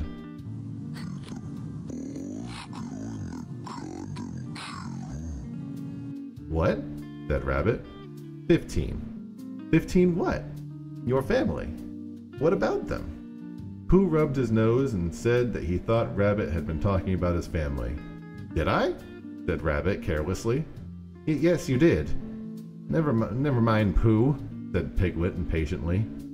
"The question is, what are we to do about Kanga?" "Oh, I see," said Pooh. "The best thing," said Rabbit, "would be this. The best thing would be to steal Baby Roo and hide him, and when Kanga says, 'Where's Baby Roo?' we say, 'Aha!'" "The fuck kind of place is this?" "Aha!" said Pooh, practicing. "Aha! Aha! Of course," he went on, "we could say 'Aha!' even if we hadn't stolen Baby Roo." "Pooh," said Rabbit kindly, "you haven't any brain." "I know," said Pooh humbly. "We say 'Aha!' so that Kanga knows that we know where Baby Roo is. 'Aha!' means we'll tell you where Baby Roo is if you promise to go away from the forest and never come back. Now don't talk while I think." Pooh went to the corner and tried saying "Aha!" in that sort of voice. Sometimes it seems to him that he didn't mean what Rabbit said, and sometimes it seemed to him that he didn't. "I suppose it's just practice," he thought. "I wonder if Kanga will have to practice too, so as if to understand it." "There's just one thing," said Piglet, fidgeting a bit. "I was talking to Christopher Robin, and he said that Kanga was generally regarded as one of the fiercer animals. I'm not frightened of fierce animals in the ordinary way, but it's well known that if one of the fiercer animals is deprived of its young, it becomes fierce as two of fiercer animals, in which case 'Aha!' is perhaps a foolish thing to say." "Piglet," said Rabbit, taking out a pencil and licking the end of it, "you haven't any pluck." It is hard to be brave," said Piglet, sniffing slightly, "when you're only a very small animal." "He's so little." Rabbit, who had begun to write very busily, looked up and said, "It is because you're a very small animal that you'll be useful in the adventure before us. In case I don't see you. Good afternoon, good evening, and good night." Piglet was so excited at the idea of being useful that he forgot to be frightened anymore, and when Rabbit went on to say that Kangas were only fierce in the winter months, being at other times a more affectionate disposition, he could hardly sit still, he was so eager to being useful for once. "What about me?" said Pooh sadly. "I suppose I shan't be useful?" "Never mind, Pooh," said Piglet comfortingly. "Another time, perhaps." "Without Pooh," said Rabbit solemnly as he sharpened his pencil, "this adventure would be impossible." "Oh," said Piglet, and he tried not to look disappointed, but Pooh went to a corner of the room and said proudly to himself, "Impossible without me. That sort of bear. Piglet does have a job." "Now listen, all of you," said Rabbit when he finished writing, and Pooh and Piglet sat listening very eagerly with their mouths open. This is what Rabbit read aloud. "Plan to capture Baby Roo. General remarks. Kanga runs faster than any of us, even me." More general remarks. Waiting for a newt. Kanga never takes her eyes off baby Roo, except when she's safely buttoned up in her pocket. Therefore, if we are to capture baby Roo, we must get a long start, because Kanga runs faster than any of us, even me, C1. A thought. If Roo had jumped out of Kanga's pocket and Piglet had jumped in, Kanga wouldn't know the difference, because Piglet is a very small animal, like Roo. But Kanga would have to be looking the other way first, as to not see Piglet jumping in, C2. Another thought. But if Pooh was talking to her very excitedly, she might look the other way for a moment, and then I could run away with Roo quickly, and Kanga wouldn't know the difference until afterwards. This is the face of a madman right here. Well, Rabbit read this out proudly, and for a little while after he'd read it out, nobody said anything. And then Piglet, who'd been opening and shutting his mouth without making any noise, managed to say very huskily, "And afterwards?" Well, what do you mean? When Kanga does discover the difference? Then we all say, "Aha!" All three of us? Yes. Oh. Why, what's the trouble, Piglet? Nothing, said Piglet. As long as all three say it. As long as we all three say it, said Piglet. I don't mind, he said. But I shouldn't care to say, "Aha!" by myself. It wouldn't sound nearly so well. By the way, he said, you are quite sure about what you said about the winter months? The winter months? Yes, about being only fierce in winter months. Oh, yes, that's all right. Well, Pooh, you see what you have to do. No, said Pooh Bear. Not yet, he said. What do I do? Well, you just have to talk very hard to Kanga so that she doesn't notice anything. Oh, about what? Anything you like. You mean like telling her a bit of poetry or something? That's it, said Rabbit. Splendid. Now come along. So they all went out to look for Kanga. Kanga and Roo were spending a quiet afternoon in the sandy part of the forest. Baby Roo was practicing very small jumps in the sand and falling down mouse holes and climbing out of them, and Kanga was fidgeting about and saying, "Just one more dump, dear, and then we'll go home." And at that moment, who should come stumping up the hill but Pooh. Good afternoon, Kanga. Good afternoon, Pooh. Look at me jumping. Excuse me, this is Roo. Look at me jumping, squealed Roo, and fell into another mouse hole. Hello, Roo, my little fellow. We were just going home, said Kanga. That's the joke from the episode, Gorb. Good afternoon, Rabbit. Good afternoon, Piglet. Rabbit and Piglet, who had come up from the other side of the hill, said, Good afternoon, and hello, Roo. And Roo asked to look at them all jumping, so they stayed and looked. Kanga looked too. Oh, Kanga, said Pooh, after Rabbit had winked at him twice. I don't know if you're interested in poetry at all. Hardly at all, said Kanga. Oh, said Pooh. Roo, dear, just one more jump and then we must go home. There was a short silence while Roo fell into another mouse hole. Oh, go on, said Rabbit in a loud whisper behind his paw. Speaking of poetry, said Pooh, I made up a little piece as I was coming along. It went like this. Let me see. Possibly. Fancy. Now, said Kanga. Now, Roo, dear, you'll like this piece of poetry, said Rabbit. You'll love it, said Piglet. You must listen carefully, said Rabbit. It's not to miss any of it, said Piglet. Oh, yes, said Kanga, but she still looked at Baby Roo. How did it go, Pooh? Said Rabbit. Pooh gave a little cough and then began. Lines written by a bear of very little brain. I think that there is a meme that goes through all of them, but possibly. Maybe ADD. On Mondays, when the sun is hot, I look to myself a lot, or I wonder to myself a lot. Now, is it true or is it not that what is which and which is what? On Tuesday, when it hails and snows, the feeling on me grows and grows that hardly anybody knows if those or these or these or those. On Wednesday, when the sky is blue and I have nothing else to do, I sometimes wonder if it's true that who is what and what is who. On Thursday, when it starts to freeze and hoarfrost twinkles on the trees, how very readily one sees that these are whose, but whose are these? On Friday? Yes, it is, isn't it?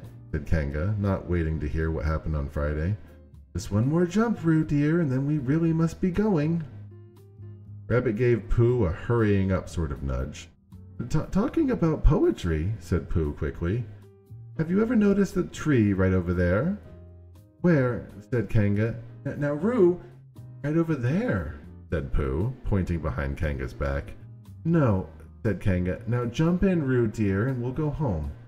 You ought to look at that tree right over there, said Rabbit. Shall I lift you in, Roo? And then he picked Roo up by the paws. I can see a bird in it from here, said Pooh, or is it a fish? You ought to see that bird from here, said Rabbit, unless it's a fish. If it isn't a fish, it's a bird, said Piglet. So it is, said Rabbit. Is it a starling or a blackbird, said Pooh. That's the whole question, said Rabbit. Is it a blackbird or a starling?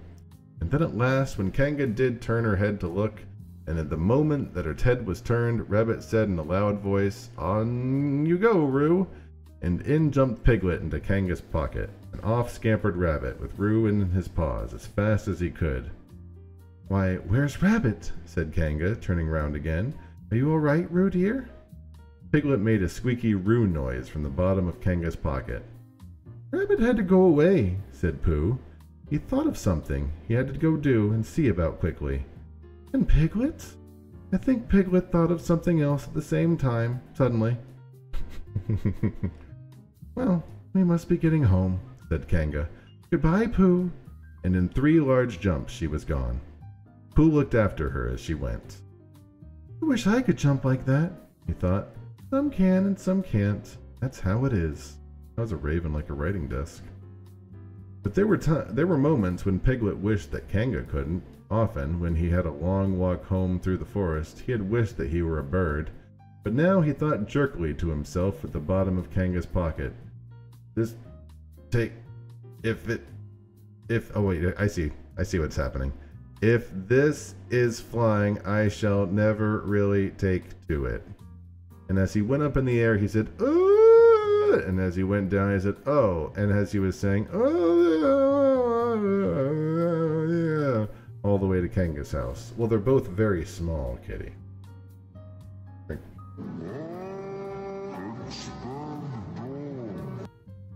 Basically, Piglet just shoved himself to like the bottom of the pocket, which is like the kangaroo equivalent of going to your room and slamming the door. Of course, as soon as Kanga unbuttoned her pocket, she saw what had happened. Just for a moment, she thought she was frightened, and then she knew she wasn't, for she felt quite sure that Christopher Robin wouldn't let any harm come to Roo. So she said to herself, they're having a joke with me, I'll have a joke with them. Now then, Roo dear, she said as she took Piglet out of her pocket. Bedtime. Aha! Said Piglet, as well as he could after his terrifying journey. But it wasn't a very good aha, and Kanga didn't seem to understand what it meant. Bath time, said Kanga in a cheerful voice. Aha! Said Piglet again, looking round anxiously for the others. But the others weren't there. Rabbit was playing with Baby Roo in his own house, and feeling more fond of him every moment. And Pooh, who had decided to be Kanga, was still at the Sandy's place at the top of the forest, practicing jumps. Excuse me. Did they give Pooh a butt crack? I think they did. I'm not at all sure, said Kanga in a thoughtful voice, that it wouldn't be a good idea to have a cold bath this evening. Wouldn't you like that, Roo dear? Piglet, who'd never been very fond of baths, shuddered a long, indignant stutter, and said in a brave voice as he could, Kanga, I see that the time has come to speak plainly. Funny little Roo, said Kanga as she got the bath water ready. I am not Roo, said Piglet loudly. I am Piglet. Yes, dear, yes, she went on, said Kanga soothingly, and imitating Piglet's voice too. So clever of him. She went on as she took a large bar of yellow soap from the cupboard. What will he be doing next? Can't you see? Shouted Piglet. Haven't you got eyes? Look at me. I am looking, Roo dear, said Kanga very severely. And if you know what I told you yesterday about making faces, and if you go making faces like piglets, you will grow up to look like Piglet. God help you if that happens. Think of how sorry you'll be. Now then, into the tub, and don't have me speak to you about this again." Before he knew where he was, Piglet was in the bath, and Kanga was scrubbing him firmly with a large, lathery flannel. "Oh!" cried Piglet. "Let me out! I'm Piglet!" Don't open the mouth, dear, or the soap goes in," said Kanga. "There, what did I tell you?" You did it on purpose," spluttered Piglet as soon as he could speak again, and then he had another mouthful of lathery flannel. "That's right, dear, don't say anything," said Kanga. In another moment, Piglet was out of the bath and being rubbed dry with a towel. "Now," said Kanga, "here's your medicine and then bed." What medicine?" said Piglet. "To make you grow big and strong, dear. Don't you want to grow up? You don't want to grow up small and weak like that dipshit Piglet, do you? Well then." At that moment, there was a knock on the door. "Come in," said Kanga, and in came Christopher Robin. Christopher Robin, cried Piglet. "Tell Kanga who I am. She keeps saying I'm Roo. I'm not Roo, am I?" Christopher Robin looked at him very carefully and shook his head. "You can't be Roo," he said, "'cause I've just seen Roo playing in Rabbit's house." "Well," said Kanga, "fancy that. Fancy my making a mistake like that." There you are," said Piglet. "I told you so. I'm Piglet." Christopher Robin shook his head again. "Oh, you're not Piglet," he said. "I know Piglet very well, and he's quite a different color." Piglet began to say that he'd just taken a bath, and then he thought that perhaps he shouldn't say that, and he opened his mouth to say something else. Kanga slipped her medicine spoon in, and then patted him on the back and told him that it was really quite a nice taste when you got used to it. I'd have beat a Vegemin girl. "I knew it wasn't Piglet," said Kanga. "I wonder who it can be." "Perhaps it's some relation of Pooh's," said Christopher Robin. "What about a nephew or an uncle or something?" Kanga agreed that that was probably who it was, and said that they would have to call it by some name. "I shall call it Pootle," said Christopher Robin. "Henry Pootle for short." And just when it was decided, Henry Pootle wriggled out of Kanga's arms and jumped to the ground. To his great joy, Christopher Robin had left the door open. Never had Christopher Pootle Piglet ran so fast as he ran then, and he didn't stop running until he got quite close to his house. But when he was 100 yards away, he stopped running and rolled the rest of the way home, just as so to get its own nice, comfortable color again. Oh, he got all dirty again. So Kanga and Roo stayed in the forest, and every Tuesday, Roo spent the day with his great friend Rabbit. And every Tuesday, Kanga spent the day with her great friend Pooh, teaching him to jump. And every Tuesday, Piglet spent the day with his great friend Christopher Robin, so they were all happy again. Chapter 8, in which Christopher Robin leads an expedition to the North Pole. One fine day, Pooh had stumbled to the top of the forest to see if his friend Christopher Robin was interested in bears at all. At breakfast that morning, a simple meal of marmalade spread lightly over a honeycomb or two, he had suddenly thought of a new song. It began like this: "Sing ho for the life of a bear." When he had got as far as this, he scratched his head and thought to himself, "That's a very good start for a song, but what about the second line?" He started singing "ho" 2 or 3 times, but it didn't help. Perhaps it would be better, he thought, if I sang "hi" for the life of a bear. So he sang it, but it wasn't. "Well then, very well," he said. "I shall sing that first line twice, and perhaps if I sing it very quickly, I shall find myself singing a third and fourth lines before I have to think of them, and then it will be a good song. Now then, sing ho for the life of a bear, sing ho for the life of a bear. I don't mind much if it rains and snows, 'cause I've got a lot of honey on my nice new nose. I don't much care if it snows or thaws, 'cause I've got a lot of honey on my nice clean paws. Sing ho for a bear, sing ho for a Pooh, and I'll have something in an hour or 2. He was so pleased with this song that he sang it all the way to the top of the forest. And if I go singing it much longer, he thought, it will be time for the little something, and then the last line won't be true. So he turned it into a hum instead. Christopher Robin was sitting outside his door, putting on the big boy boots. As soon as he saw the big boy boots, Pooh saw that an adventure was going to happen, and he brushed the honey off his nose with the back of his paw and spruced himself up as well as he could, so as to look ready for anything. "Good morning, Christopher Robin," he cried out. "Hello, Pooh Bear. I can't get this boot on." "That's bad," said Pooh. "Do you think you could very kindly lean against me, 'cause I keep pulling over so hard that I fall over backwards?" Pooh sat down, dug his feet into the ground, and pushed hard against Christopher Robin's back. Christopher Robin pushed hard against his, and pulled at his boot until he had got it on. "And that's that," said Pooh. "What do we do next?"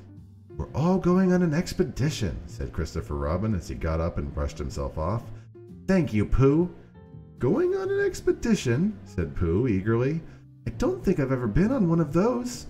Where are we going on this expedition?" What's he saying? Expedition. Where are we going on this expedition? Expedition, silly old bear. It's got an X in it. "Oh," said Pooh. "I know." But he didn't really.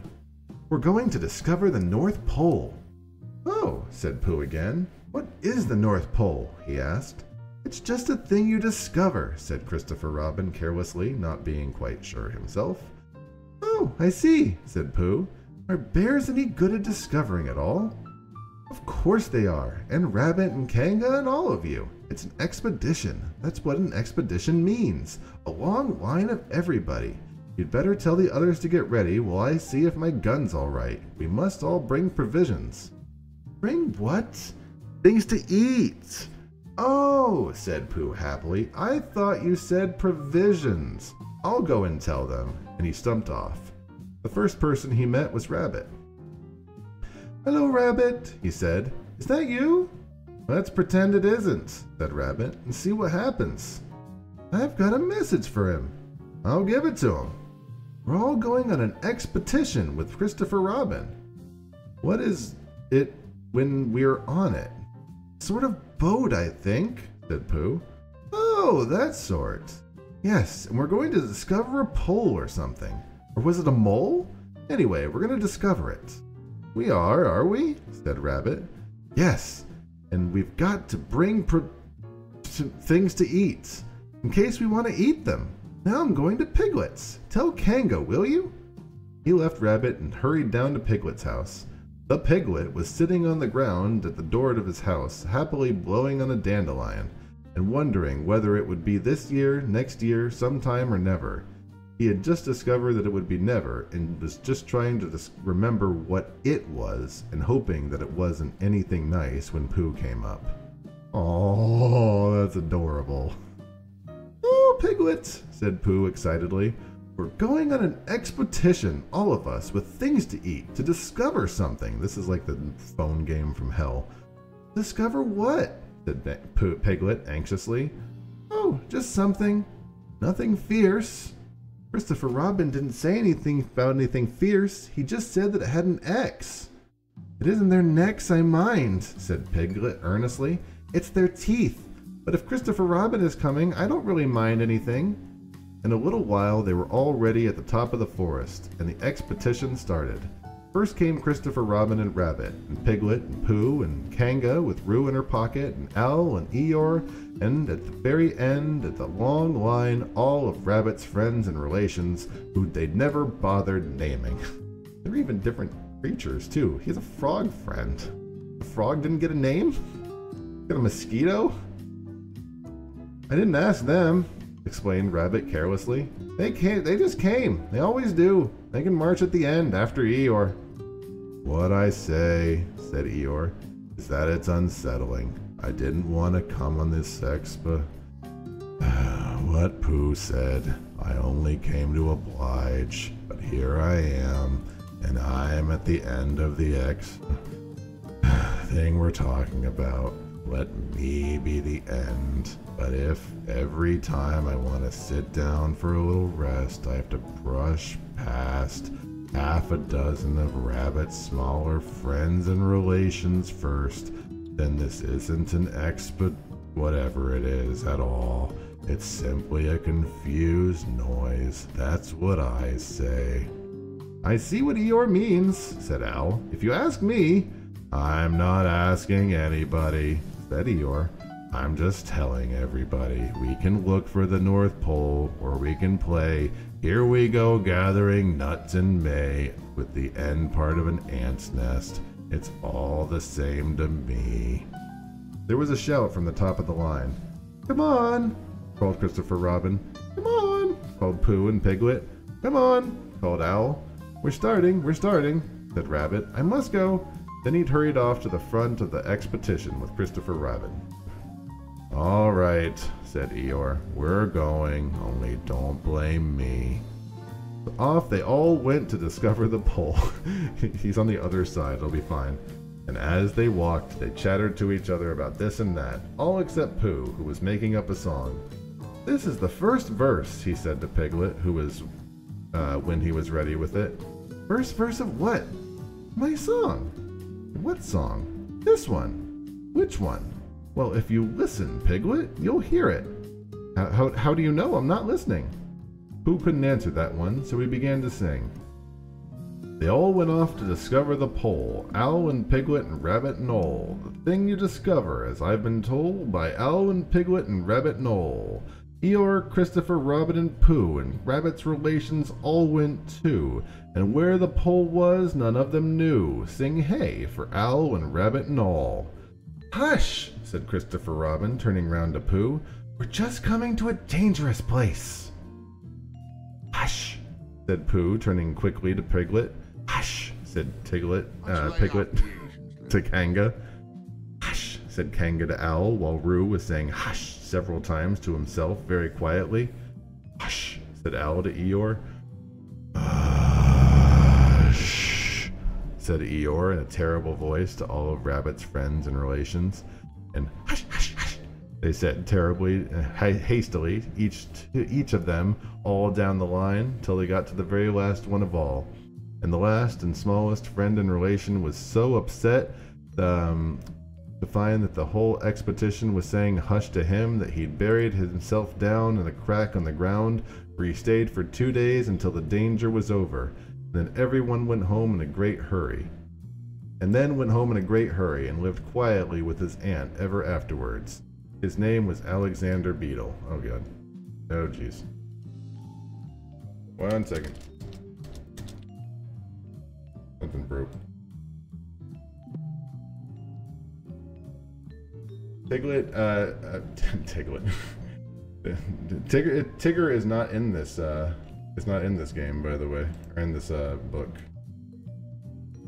Fishing died. Restart that real quick. His name was Alexander Beetle. Is this the guy? Is this the last of the crew? Oh, all my fish died.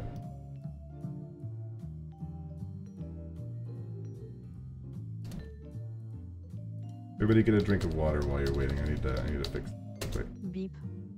Beep. Beep. Beep. Beep. Beep. Beep. Beep. There we go. Fishing has returned. They had just come to a stream where twisted and tumbled between high rocky banks, and Christopher Robin saw at once how dangerous it was. It's just the place, he explained, for an ambush. What sort of bush? Whispered Pooh to Piglet. A gorse bush? My dear Pooh, said Owl in his superior way, don't you know what an ambush is? Owl, said Piglet, looking round at him severely. Pooh's whisper is a perfectly private whisper, and there was no need. An ambush, said Owl, as a sort of surprise. It was a gorse bush sometimes, said Pooh. An ambush, as I was about to explain to Pooh, said Piglet, is a sort of surprise. If people jump out at you suddenly, that's an ambush, said Pooh. No, said Owl. It's an ambush, Pooh, when people jump out at you suddenly, explained Piglet. Pooh, who now knew what an ambush was, said that a gorse bush had sprung at him suddenly one day when he fell off a tree, and he had taken 6 days to get all the prickles out of himself. "We are not talking about gorse bushes," said Owl a little crossly. "I am," said Pooh. They were climbing very cautiously up the stream now, going from rock to rock, and after they had gone a little way, they came to a place where the banks widened out at each side, so that on each side of the water there was a level strip of grass on which they could sit down and rest. As soon as they saw this, Christopher Robin said, "Halt!" They all sat down and rested. "I think," said Christopher Robin, "that we ought to eat all of our provisions now, so that we shan't have so much to carry." "Eat all of our what?" said Pooh. "All that we've brought," said Piglet, getting to work. "That's a good idea," said Pooh, and he got to work too. "Have you all got something?" asked Christopher Robin. Hold on, with his mouth full.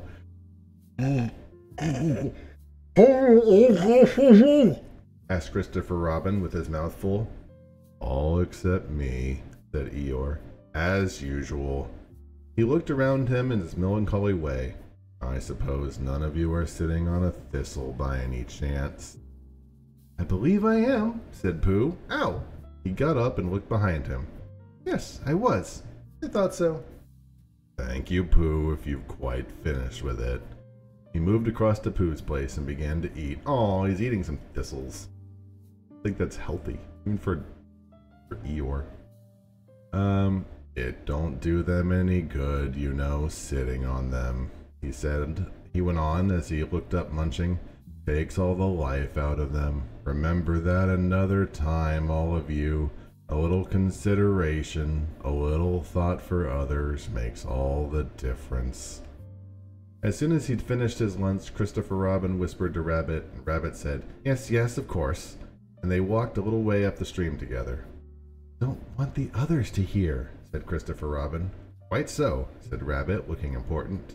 I wonder, only, Rabbit, I suppose you don't know what the North Pole looks like?" "Well," said Rabbit, stroking his whiskers, "now you're asking me." "I did know once, only I've sort of forgotten," said Christopher Robin carelessly. "It's a funny thing," said Rabbit, "but I've sort of forgotten too, although I did know once. I suppose it's just a pole in the ground." "Sure to be a pole," said Rabbit, "because of calling it a pole, and if it's a pole, well, I should think it'd be sticking out of the ground, shouldn't you?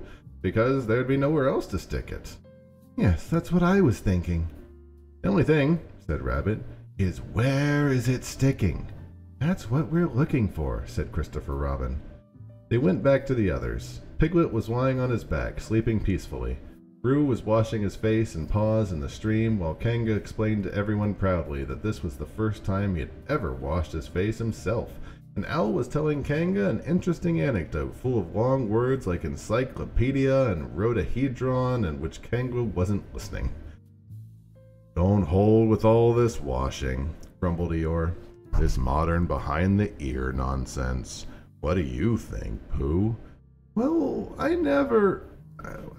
think we shall never know what Pooh thought, for there became a sudden squeak from Roo, a splash, and a sudden cry of alarm from Kanga. "So much for washing," said Eeyore. "Roo's fallen in," said Rabbit, and he and Christopher Robin came rushing to the rescue. "Look at me swimming!" squeaked Roo from the middle of the pool, and he was hurried down a waterfall into the next pool. "Are you all right, Roo dear?" called Kanga anxiously. "Yes," said Roo. "Look at me swim!" And then he went down into the waterfall into the next pool. Everyone was doing something to help. Pooh, Piglet, wide awake suddenly, was jumping up and down, saying, "Ooh, I say," noises. Owl was explaining that it was a sudden case of temporary immersion, and the important thing to do was to keep the head above water. Kanga was jumping along the bank, saying, "Are you sure you're all right, Roo dear?" To which Roo, from whatever pool he was in at the moment, was answering, "Look at me swimming!" Eeyore had turned his head and hung his tail over the first pool into which Roo fell, and with his back to the accident was quietly grumbling to himself, saying, "All this washing, but catch on to my tail, little Roo, and you'll be all right." and Christopher Robin and Rabbit came hurrying past Eeyore and were calling out to the others in front of them. "All right, Roo, I'm coming," called Christopher Robin. "Get something across the stream lower down, some of you fellows," called Rabbit. But Pooh was getting something. 2 pools below Roo, he was standing with a long pole in his paws, and Kanga came up and took one end of it, and between them they held it across the lower part of the pool. And Roo, still bubbling proudly, "Look at me swimming!" drifted up against it and climbed out. Pooh saved his life. Good for Pooh. "Did you see me swimming?" squeaked Roo excitedly while Kanga scolded him and rubbed him down. "Pooh, did you see me swimming? That's called swimming. That's what I was doing. Did you see Rabbit? Did you see what I was doing swimming? Hello, Piglet. Did you see what Christopher Robin? Did you see what I was doing?" But Christopher Robin wasn't listening. He was looking at Pooh. "Pooh," he said, "where did you find that pole?" Pooh looked at the pole in his hand. "I just found it," he said. "I thought it ought to be useful. I just picked it up." "Pooh," said Christopher Robin solemnly, "the expedition is over. You found the North Pole." "Oh," said Pooh. Eeyore was sitting his tail in the water when they all got back to him. "Tell Roo to be quick," he said. "My tail's getting cold. Didn't want to mention it, but I just mentioned it. I don't want to complain, but there it is. My tail's cold." "Here I am," squeaked Roo. "Oh, there you are." "Did you see me swimming?" Eeyore took his tail out of the water and swished it from side to side. "As I expected," he said. "Lost all feeling. Numbed it. That's what it's done. Numbed it. Well, as long as nobody minds, I suppose it's all right." "Poor old Eeyore. I'll dry it for you," said Christopher Robin, and he took out his handkerchief and rubbed it up. "Thank you, Christopher Robin. You're the only one who seems to understand about tails. They don't think. That's the matter with some of these others. They've got no imagination. A tail isn't a tail to them. It's just..." "What do you say? You little brat?" You have never thanked me. "It's just a little bit extra at the back." "Never mind, Eeyore," said Christopher Robin, rubbing his hardest. "Is that better?" "It's feeling more like a tail, perhaps. It belongs again, if you know what I mean." "Hello, Eeyore," said Pooh, coming up to them with his pole. "Hello, Pooh. Thank you for asking, but I should be able to use it again in a day or 2. "Use what?" said Pooh. "What we're talking about." "I wasn't talking about anything," said Pooh, looking puzzled. "My mistake again. I thought you were saying how sorry you were about my tail being all numb, and could you do anything to help?" "No," said Pooh, "that wasn't me," he said. He thought for a little and then suggested helpfully, "Perhaps it was somebody else." "Well, thank him for me when you see him." Pooh looked anxiously at Christopher Robin. "Pooh's found the North Pole," said Christopher Robin. "Isn't that lovely?" Pooh looked modestly down. "That it?" said Eeyore. "Yes," said Christopher Robin. "Is that what we're looking for?" said Pooh. Yes, said Pooh. "Oh," said Eeyore. "Well, anyway, it didn't rain," he said. They stuck the pole in the ground, and Christopher Robin tied a message to it. "North Pole, discovered by Pooh. Pooh found it." Surprisingly good, it's actually spelled correctly. And poop. They all went home again, and I think, but I'm not quite sure, that Roo had a hot bath and went straight to bed. But Pooh went back to his own house, and feeling very proud of what he'd done, had a little something to revive himself. Pooh downed half a bottle of Jameson. Chapter 9, in which Piglet is entirely surrounded by water. It rained, and it rained, and it rained. A deluge. Piglet told himself that never in all his life, and he was goodness knows how old, 3, was it, or 4? Never had he seen so much rain. Days and days and days. If only, he thought, looking out the window, I had been in Pooh's house, or in Christopher Robin's house, or Rabbit's house when it started to rain, then I should have company all this time, instead of being here all alone, with nothing to do except wonder when it will stop. And he imagined himself with Pooh, saying, Did you ever see such rain, Pooh? And Pooh saying, Isn't it awful, Piglet? And Piglet saying, I wonder how it is over Christopher Robin's way. And Pooh saying, I should think poor old Rabbit is about flooded by this time. It would have been jolly to talk like this, and really it wasn't much good having anything exciting like floods if you couldn't share it with anybody. For it was rather exciting. The little dry ditches in which Piglet had nosed about so often had become streams. The little streams across which he had splashed were rivers, and the river, between which steep banks they had played so happily, had sprawled out its own bed and was taking up so much room everywhere that Piglet was beginning to wonder whether it would be coming to his bed soon. It's a little anxious, he said to himself, to be a very small animal entirely surrounded by water. Christopher Robin could escape by climbing trees, and Kanga could escape by jumping, and Rabbit could escape by burrowing, and Owl could escape by flying, and Eeyore could escape by making a loud noise until rescued, and here I am, surrounded by water, and I can't do anything. It went on raining, and every day the water got a little higher, until it was nearly up to Piglet's window, and still he hadn't done anything. There's Pooh, he thought to himself. Pooh hasn't much brain, but he never comes to any harm. He does silly things and they turn out right. There's Owl. Owl hasn't exactly got brain, but he knows things. He would know the right thing to do when surrounded by water. There's Rabbit. He hasn't learned in books, but he can always think of a clever plan. There's Kanga. She isn't clever. Kanga isn't, but she would be so anxious about Roo that she would do a good thing. He would do a good thing to do without thinking about it. And then there's Eeyore, and Eeyore is so miserable anyway that he wouldn't mind about this. But I wonder what Christopher Robin would do. And suddenly he remembered a story which Christopher Robin had told him about a man on a desert island who had written something in a bottle and thrown it in the sea. And Piglet thought if he wrote something in a bottle and threw it in the water, then perhaps somebody would come and rescue him. He left the window and began to search his house, all of it that wasn't underwater, and at last he found a pencil and a small piece of dry paper and a bottle with a cork in it, and he wrote on the side of the paper, Help! Piglet, me. And on the other side, It's me, Piglet, help, help.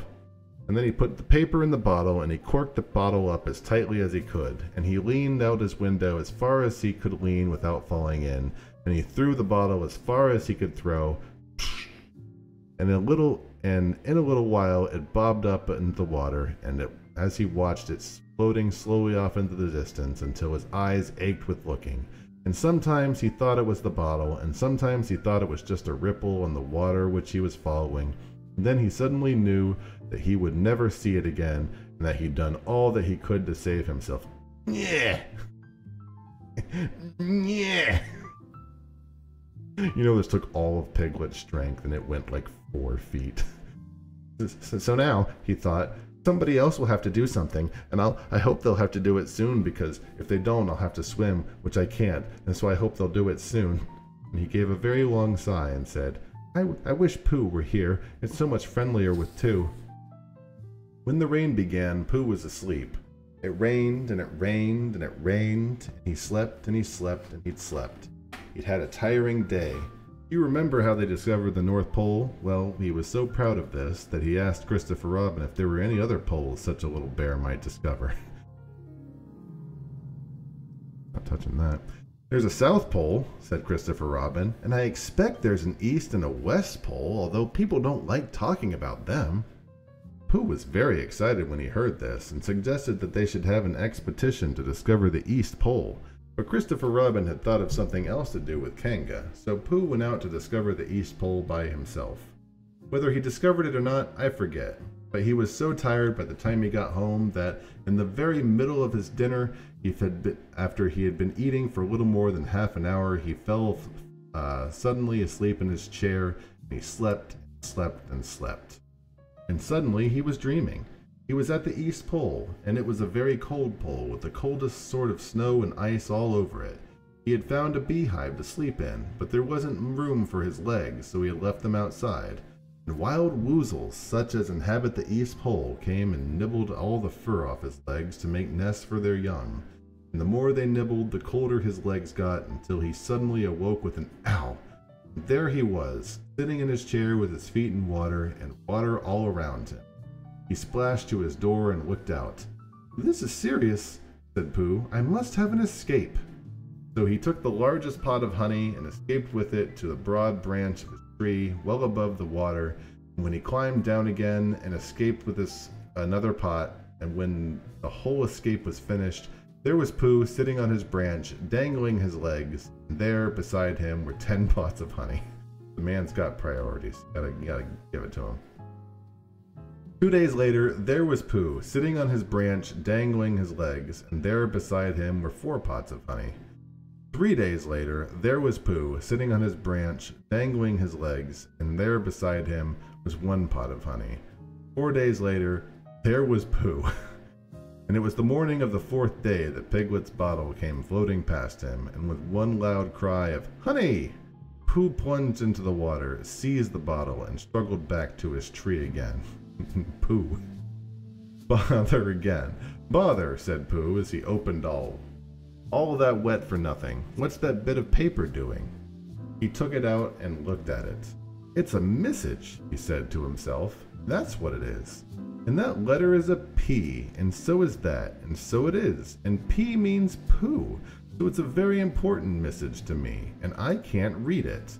And I must find Christopher Robin or Owl or Piglet, one of those clever readers who can read things, and they will tell me what this message means. Only I can't swim. Bother." And then he had an idea, and I think for a bear with very little brain, it was a good idea. He said to himself, "If a bottle can float, then a jar can float. And if a jar floats, then I can sit on top of it. It's a very big jar." So he took out his biggest jar and corked it up. "All boats have to have a name," he said. "I shall call mine the Floating Bear." And with these words he dropped his boat into the water and jumped in after it. For a little while, Pooh and the Floating Bear were uncertain to which of them was meant to be on top, but after trying one of 2 positions, they settled down with the Floating Bear underneath and Pooh triumphantly astride it, paddling vigorously with his feet. Christopher Robin lived at the very top of the forest. It rained and it rained and it rained, but the water wouldn't come up to his house. It was rather jolly to look down into the valleys and see the water all around him, but it rained so hard that he stayed indoors most of the time and thought about things. Every morning he went out with his umbrella and put a stick in the place where the water came up to, and every next morning he went out and couldn't see the stick anymore, so he put another stick in the ground where the water came up to.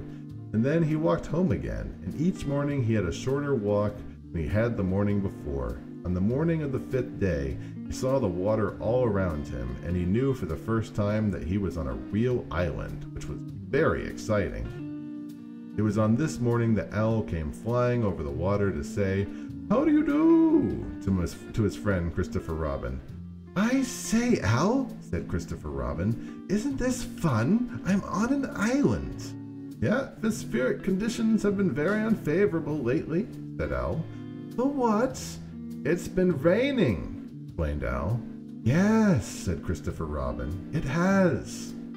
The flood level has reached an unprecedented height."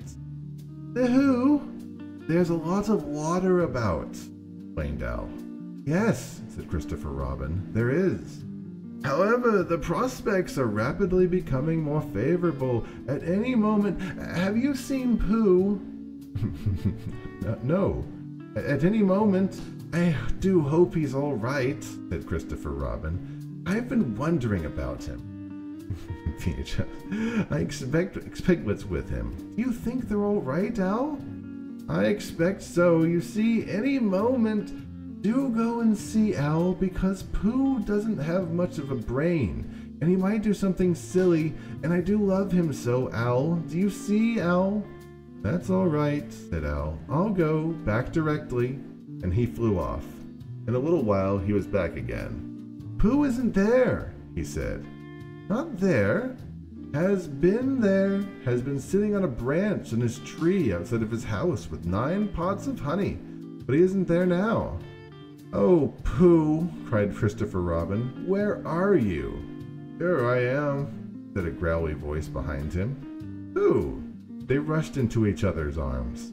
How did you get here, Pooh? Asked Christopher Robin when he was ready to talk again. On my boat, said Pooh proudly. I had a very important message sent to me on a message.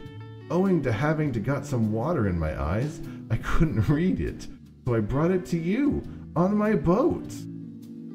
With these proud words, he gave Christopher Robin the message. But it's from Piglet, cried Christopher Robin when he'd read it. Isn't there anything from Pooh in it? Asked Pooh, looking over his shoulder. Christopher Robin read the message aloud. Oh, are those peas Piglet's? I thought they were Pooh's. We must rescue him at once. I thought he was with you, Pooh. Al, could we rescue him on your back? Oh, I don't think so, said Al, after grave thought. It is very doubtful if the necessary dorsal messes. Then you would fly to him at once and say that rescue is coming. And Pooh, I will think of a rescue. And Pooh and I will think of a rescue and come as quick as we can. Oh, don't talk, Al, go on quick. And still thinking of something to say, Al flew off. Now then, Pooh, said Christopher Robin, where is your boat? I ought to say, explained Pooh as they went down to the shore of the island. Well, I mean, you know, it's the Gutenberg press, so you never know. I ought to say, explained Pooh as they walked down to the shore of the island, that it isn't just an ordinary sort of boat. Sometimes it's a boat, and sometimes it's more of an accident. It all depends. Depends on what? Whether I'm on top of it or underneath it. Oh, well, where is it? There, said Pooh, pointing proudly to the floating bear. It wasn't what Christopher Robin had expected, and the more he looked at it, the more he thought what a brave and clever bear Pooh was. And the more Christopher Robin thought this, the more Pooh looked modestly down his nose and tried to pretend he wasn't. But it's too small for 2 of us, said Christopher Robin sadly. 3 of us makes Piglet. That makes it smaller still. Oh, Pooh Bear, what shall we do? And then this bear, Pooh Bear, Winnie the Pooh, FOP, friend of Piglet, RC, Rabbit's companion, PD, Pole Discoverer, EC and TF, Eeyore's comforter and tail finder. In fact, Pooh himself said something so clever that Christopher Robin could only look at him with mouth open and eyes staring, wondering if this was really the bear of very little brain with which he'd known and loved for so long. Let's lay off the Asians, Lou. We might go in your umbrella, said Pooh. Might go in your umbrella. Pooh repeated it. For suddenly Christopher Robin saw that they might. He opened his umbrella and put it point down in the water. It floated, but wobbled. Pooh got in. He was just beginning to say that it was all right now when he found that it wasn't, so after a short drink, which he didn't really want, he waded back to Christopher Robin. Then they both got in together, and it wobbled no longer. I shall call this boat the Brain of Pooh, said Christopher Robin, and the Brain of Pooh set sail forthwith in a southwesterly direction, revolving gracefully. You can imagine Piglet's joy when the ship came in sight of him. In after years, he liked to think that he'd been in very great danger during the terrible flood, but the only danger he'd really been in was in the last half hour of his imprisonment, when Al, who had just flown up, sat on the very branch of his tree to comfort him, and told him a very long story about an owl who'd once laid a seagull's egg by mistake, and the story went on, rather like this sentence, until Piglet, who was listening out of his window without much hope, went to sleep quietly and naturally, slipping slowly out of the window towards the water until he was hanging only on by his toes, at which moment, luckily, a sudden loud squawk from Owl, which was really part of the story, being what his aunt said, woke the Piglet up and gave him just enough time to jerk himself back to safety and say, "Oh, how interesting. And did she? When Well, you can imagine his joy when at last he saw the good ship Brain of Pooh, Captain C. Robin, First Mate P. Bear, came over the sea to rescue him. Christopher Robin and Pooh again. That is the end of the story, and I'm very tired after that last sentence. I think I will stop there. Chapter 10, in which Christopher Robin gives Pooh a party. We say goodbye. One day, when the sun had come back over the forest, bringing with it the scent of May, and all the streams of the forest were tinkling happy to find themselves in their own pretty shape again, and the little pools lay dreaming of the life they had seen and the big things they'd done, and the warmth and quiet of the forest, the cuckoo was trying his voice carefully and listening to see if you liked it, and wood pigeons were complaining gently to themselves in their lazy, comfortable way that it was their other fellow's fault. My God, use a period. But it didn't follow much. I didn't write anything. Oh, I see what you're saying. On such a day as Christopher Robin whistled in the special way he had, an owl came flying out of the 100-acre wood to see what he wanted. See what was wanted. These sentences are a killer. They are hard to read. Owl, said Christopher Robin, I'm going to give a party. You are owl, you? Said Owl. And it's going to be a special sort of party, because it's because of what Pooh did when he did to save Piglet from the flood. Oh, that's what it's for, is it? Said Owl. Yes, so you will tell Pooh as quickly as you can, and all the others, for it will be tomorrow. Oh, so it will, said Owl, still being as helpful as possible. So will you go and tell them, Owl? Owl tried to think of something wise to say, but couldn't, so he flew off to tell the others. The first person he told was Pooh. Pooh, he said, Christopher Robin is giving a party. Oh, said Pooh, and then seeing that Owl expected him to say something else, he said, Will there be those little cake things with pink sugar icing? Owl felt that it was rather beneath him to talk about what little cake things with pink sugar icing, so he told Pooh exactly what Christopher Robin had said and flew off to Eeyore. A party for me, thought Pooh to himself. Grand! And he began to wonder if all the other animals would know that it's a special Pooh party. Hey baby, you want to come to my special Pooh party? And Christopher Robin had told them about the floating bear and the brain of Pooh and all the wonderful ships he'd invented and sailed on, and he began to think how awful it would be if everybody had forgotten about it, and nobody quite knew what the party was for, and the more he thought of this, the more the party got muddled in his mind, like a dream where nothing goes right. And the dream began to sing itself over and over in his head until it was a sort of song. It was an anxious Pooh song. 3 cheers for Pooh. For who? For Pooh. Why, what did he do? I thought you knew. He saved a song from... What? He saved his friend from a wedding. 3 cheers for Pooh. For where? The bear. He couldn't swim, but he rescued him. He rescued who? Well, listen, do. I'm talking of Pooh. Of who? Of Pooh. I'm sorry I keep forgetting. Well, Pooh was a bear of enormous brain. Just say it again. Of enormous brain. Of enormous what? Well, he ate a lot, and I don't know if he could swim or not, but he managed to float on a sort of boat. On a sort of what? Well, a sort of pot. Now let's give him 3 hearty cheers. Now let's give him 3 hearty witches, and hope he'll be with us for years and years, and grow in health and wisdom and riches. 3 cheers for who? For who? For Pooh. 3 cheers for bear. For where? For bear. 3 cheers for the wonderful... Almost got through the whole thing. The wonderful Winnie the Pooh. Just tell me, somebody, what did he do? All this was going on inside him. Owl was talking to Eeyore. Eeyore, said Owl, Christopher Robin is giving a party. Did anyone check up on Eeyore during the flood? Did Eeyore die during the flood? Very interesting, said Eeyore. I suppose they will be sending me down the odd bitch which gets trotted on. Kind and thoughtful. Not at all, don't mention it. There's an invitation for you. What's that like? An invitation? Yes, I heard you. Who dropped it? There isn't anything to eat. It's asking you to a party. Tomorrow. Eeyore shook his head sadly, slowly. You mean Eeyore, the little fellow with the excited ears. That's Piglet. I'll tell him. No, no, said Owl, getting quite fussy. It's you. Are you sure? Of course I'm sure. Christopher Robin said all of them. Tell all of them. All of them except Eeyore? All of them, said Owl sulkily. Ah, said Eeyore. A mistake, no doubt. But still, I shall come.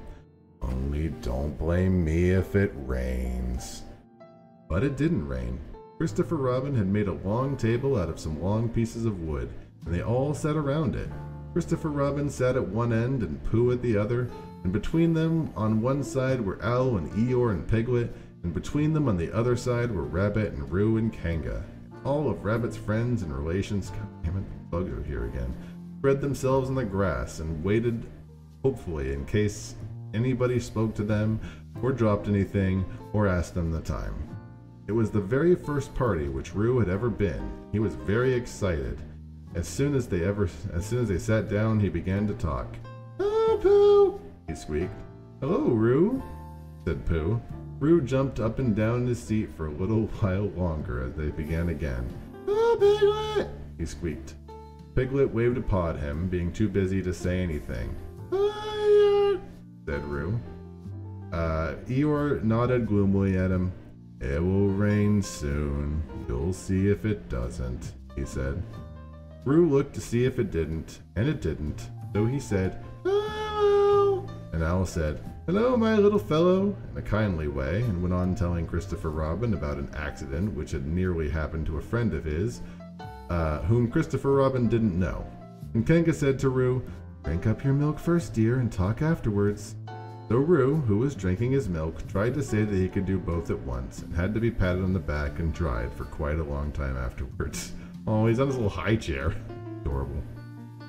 When they'd all had nearly eaten enough, Christopher Robin banged on the table with his spoon, and everybody stopped talking and was very silent, except for Roo, who was just finishing a loud attack of hiccups, and trying to look as if it were one of Rabbit's relations. "This party," said Christopher Robin, "is a party for what someone did, and we all know who it was, and it's his party because of what he did, and I've got a present for him, and here it is." Then he felt about a little and whispered, "Present." While he was looking, Eeyore coughed in an impressive way and began to speak. "Friends," he said, "including oddments, it's a great pleasure, or perhaps what I'd better say, it's been a pleasure at all to see you at my party. What I did was nothing. Any of you except Rabbit or Owl and Kanga would have done the same. Oh, and Pooh. My remarks, of course, do not apply to Piglet or Roo because they're too small. Any of you would have done the same, but it just happened to be me. It was not, I need hardly say, with an idea for getting what Christopher Robin is looking for now." And he tried to put his front leg to his mouth and said in a long whisper, "Try under the table. That what I did, but because I feel that we should all do what we can to help. I feel we should all..." said Roo accidentally. "Roo, dear," said Kanga reproachfully. "Was it me?" said Roo, a little surprised. What's you were talking about?" Piglet whispered to Pooh. "I don't know," said Pooh rather dolefully. I thought this was your party." "I thought it was once, but suppose it wasn't." "I'd sooner it was yours than Eeyore's," said Piglet. "So would I," said Pooh. Said Roo again. "As I was saying," said Eeyore loudly and sternly, "as I was saying when I was interrupted by various loud sounds, I feel that..." "Here it is!" cried Christopher Robin excitedly. "Pass it down to silly old Pooh. It's for Pooh." "For Pooh?" said Eeyore. Of course, the very best bear in the whole world. I might have known, said Eeyore. After all, one can't complain. I have my friends. Somebody spoke to me only yesterday, and it was last week or the day before that Rabbit bumped into me and said, Father, the social round. Always something going on. Nobody was listening, for what they were all saying was, Open it, Pooh. What is it, Pooh? I know what it is. No, you don't. And other helpful remarks of this sort. And of course, Pooh was opening it as quickly as he ever could, but without cutting the string, because you never know when a bit of string might be useful. At last it was undone. When Pooh saw what it was, he nearly fell down, for he was so pleased. It was a special pencil case. There were pencils in it marked B for bear, and pencils marked HB for helping bear, and pencils marked BB for brave bear. There was a knife for give Pooh a knife for sharpening the pencils, an India rubber for rubbing out anything that you might have spelled wrong, and a ruler for ruling lines for the words to walk on, and inches marked with a ruler in case you wanted to know how many inches anything was, and blue pencils and red pencils and green pencils for saying special things in blue and red and green. All of these lovely things were in little pockets of their own in a special case which shut with a click when you clicked it, and they were all for Pooh. Oh, said Pooh. Oh, Pooh, said everyone except for Eeyore. Thank you, growled Pooh. But Eeyore was saying to himself, this writing business, pencils and whatnot, overrated, silly stuff, nothing in it. Later on, when they'd all said goodbye and thank you to Christopher Robin, Pooh and Piglet walked home thoughtfully together in the golden evening, and for a long time they were silent. When you wake in the morning, Pooh, said Piglet at last, what's the first thing you say to yourself? What's for breakfast? Said Pooh. What do you say, Piglet? I say, I wonder what's going to happen exciting today, said Piglet. Pooh nodded thoughtfully. It's the same thing, he said. And what did happen? Asked Christopher Robin. When? Next morning. I don't know. Could you think and tell me and Pooh sometime? If you wanted it very much. Pooh does, said Christopher Robin. He gave a deep sigh, picked his bear up by the leg, and walked off to the door, trailing Winnie the Pooh behind him. And at the time he said, Coming to see me have my bath? I might, said. Was Pooh's pencil case better than mine? It was just the same, I said. He nodded and went out. And in a moment, I heard Winnie the Pooh bump, bump, bump going up the stairs behind him.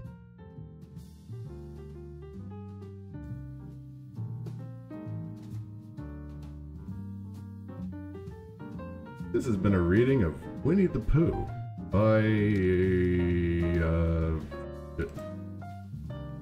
A.A. Milne. Read for you by Roar. Copyright Public Domain. That was exciting. That was a good first reading, first book, first test.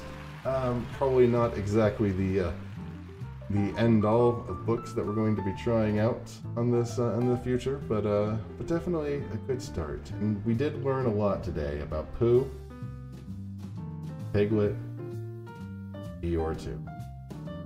What I've learned is that I'm going to get some Oops All Berries cereal.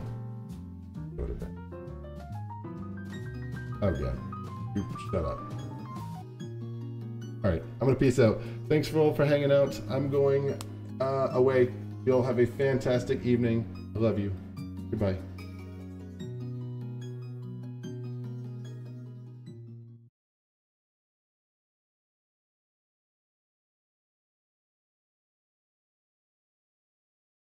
Thanks for your time.